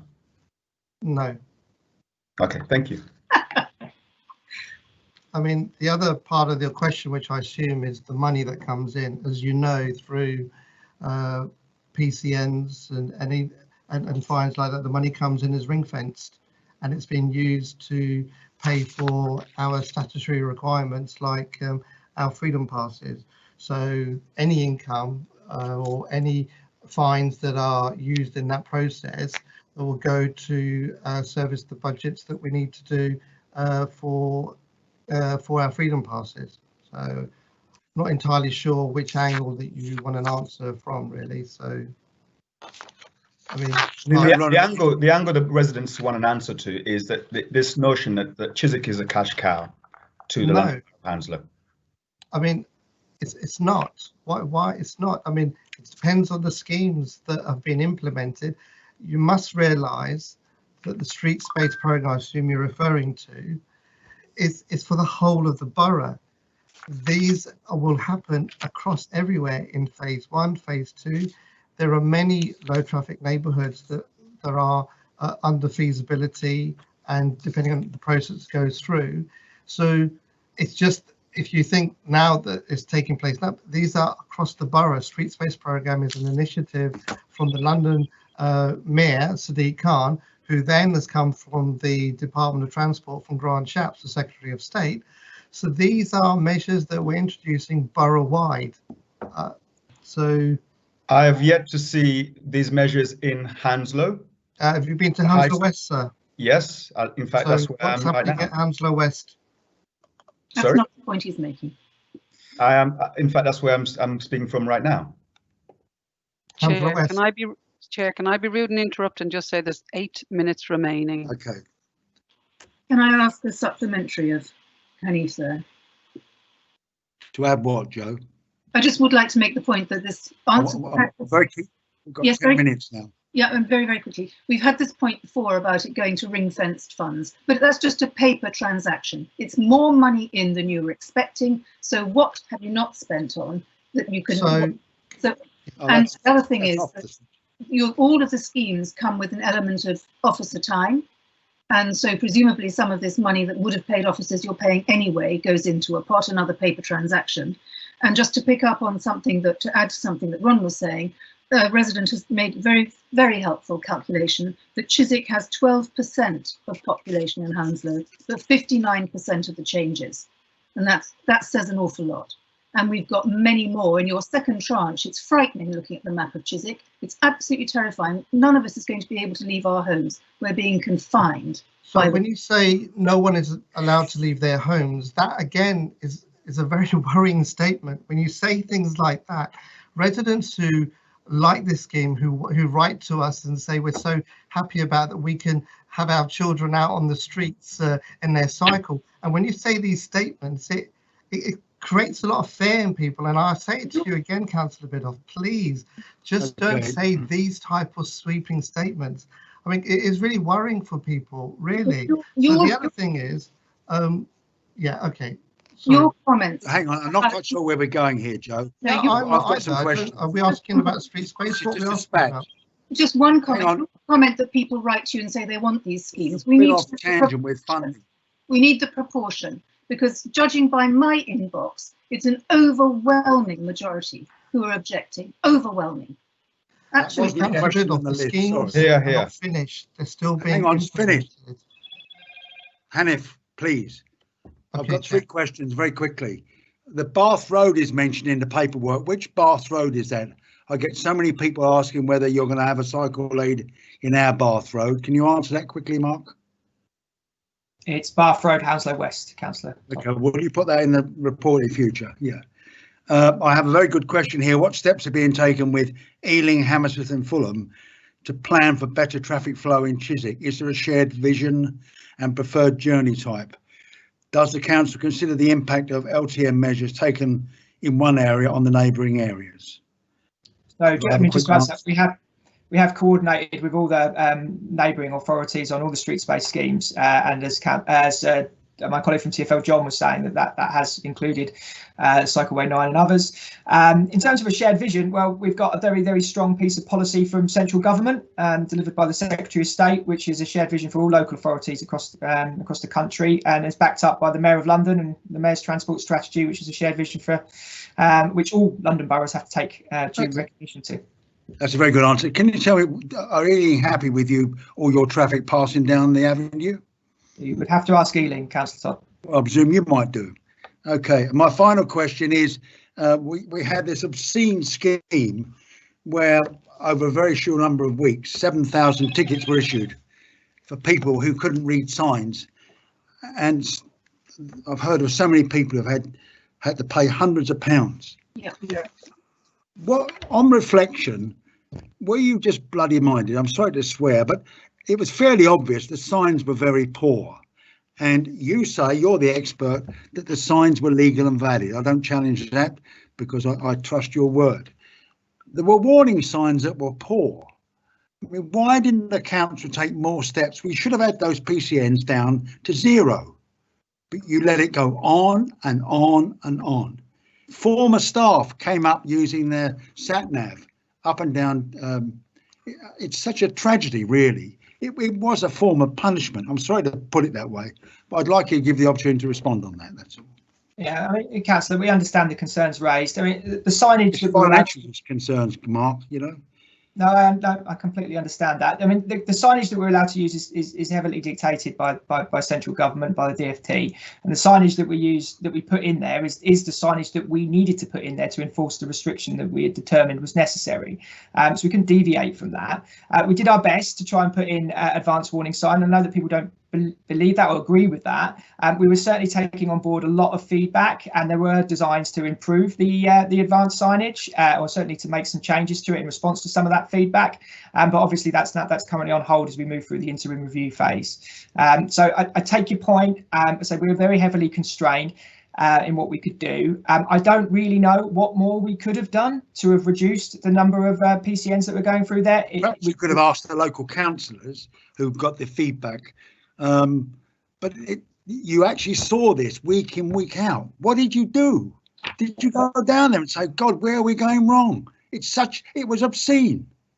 Yeah. Well, Yeah. I say the level of compliance was not where we wanted it to be. It's not dissimilar though for other schemes that we put in that nature. I remember very early on for the Phoenix Way scheme when we had a very similar arrangement, and ultimately enforcement does achieve the end goal, which is to enforce the rules of the road, which is why we do it. And that was really in the process we were in. But we've absolutely heard what you've said and taken the feedback, and that's all going into the that's a very fair answer, albeit that I disagree. Can you tell me this? How many people have you let off? I mean, have you decided to refund all the money or what?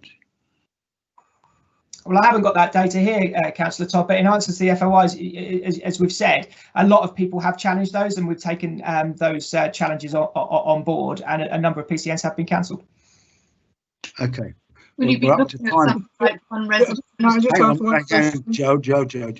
Ranger, do you want to make a point? We're coming to the end now. Yes, I just got a question from the Glebe Estate. They want to know the access sign at the top of Devonshire Road with the junction with the High Road. Shouldn't that have included access to residents for the Glebe Estate, because that's their main point of entry, and that would also will reduce the congestion on the High Road. Yeah, no, certainly some feedback that we've had on that scheme, and that's something that we're very much feeding into the review process for it. It would have been technically very difficult to remove through traffic on Devonshire, but still allow access for residents. And that was the reason why we implemented the scheme that we did there. It's not a through road, Mark. We've had this discussion before. It's never been a through route. It only goes to people's homes. Okay. Yeah. We've come to an end now. I'd sincerely like to thank the cabinet members. TfL, I apologise, but you can see the pressure on us to do it. And my colleagues, thank you. I hope people found it very useful. I did, and I apologise if I've been a bit pushy at times, but it is really times of the essence. We've gone over in a half an hour to accommodate people, and just to remind people that we had no influence of the judicial review. We couldn't challenge that, quite rightly, and we have an undertaking for the council that those who didn't have their questions answered will have a response from us. Okay, so I wish you all good evening and keep safe. Thanks very much, colleagues and friends. Thank you. Thank you, Chair. Thank you, Chair. Thank you very much. Good night. Thank you, Joe. Good night, Chair. Good night, councillors. Thank you, Joan. Yes, thanks.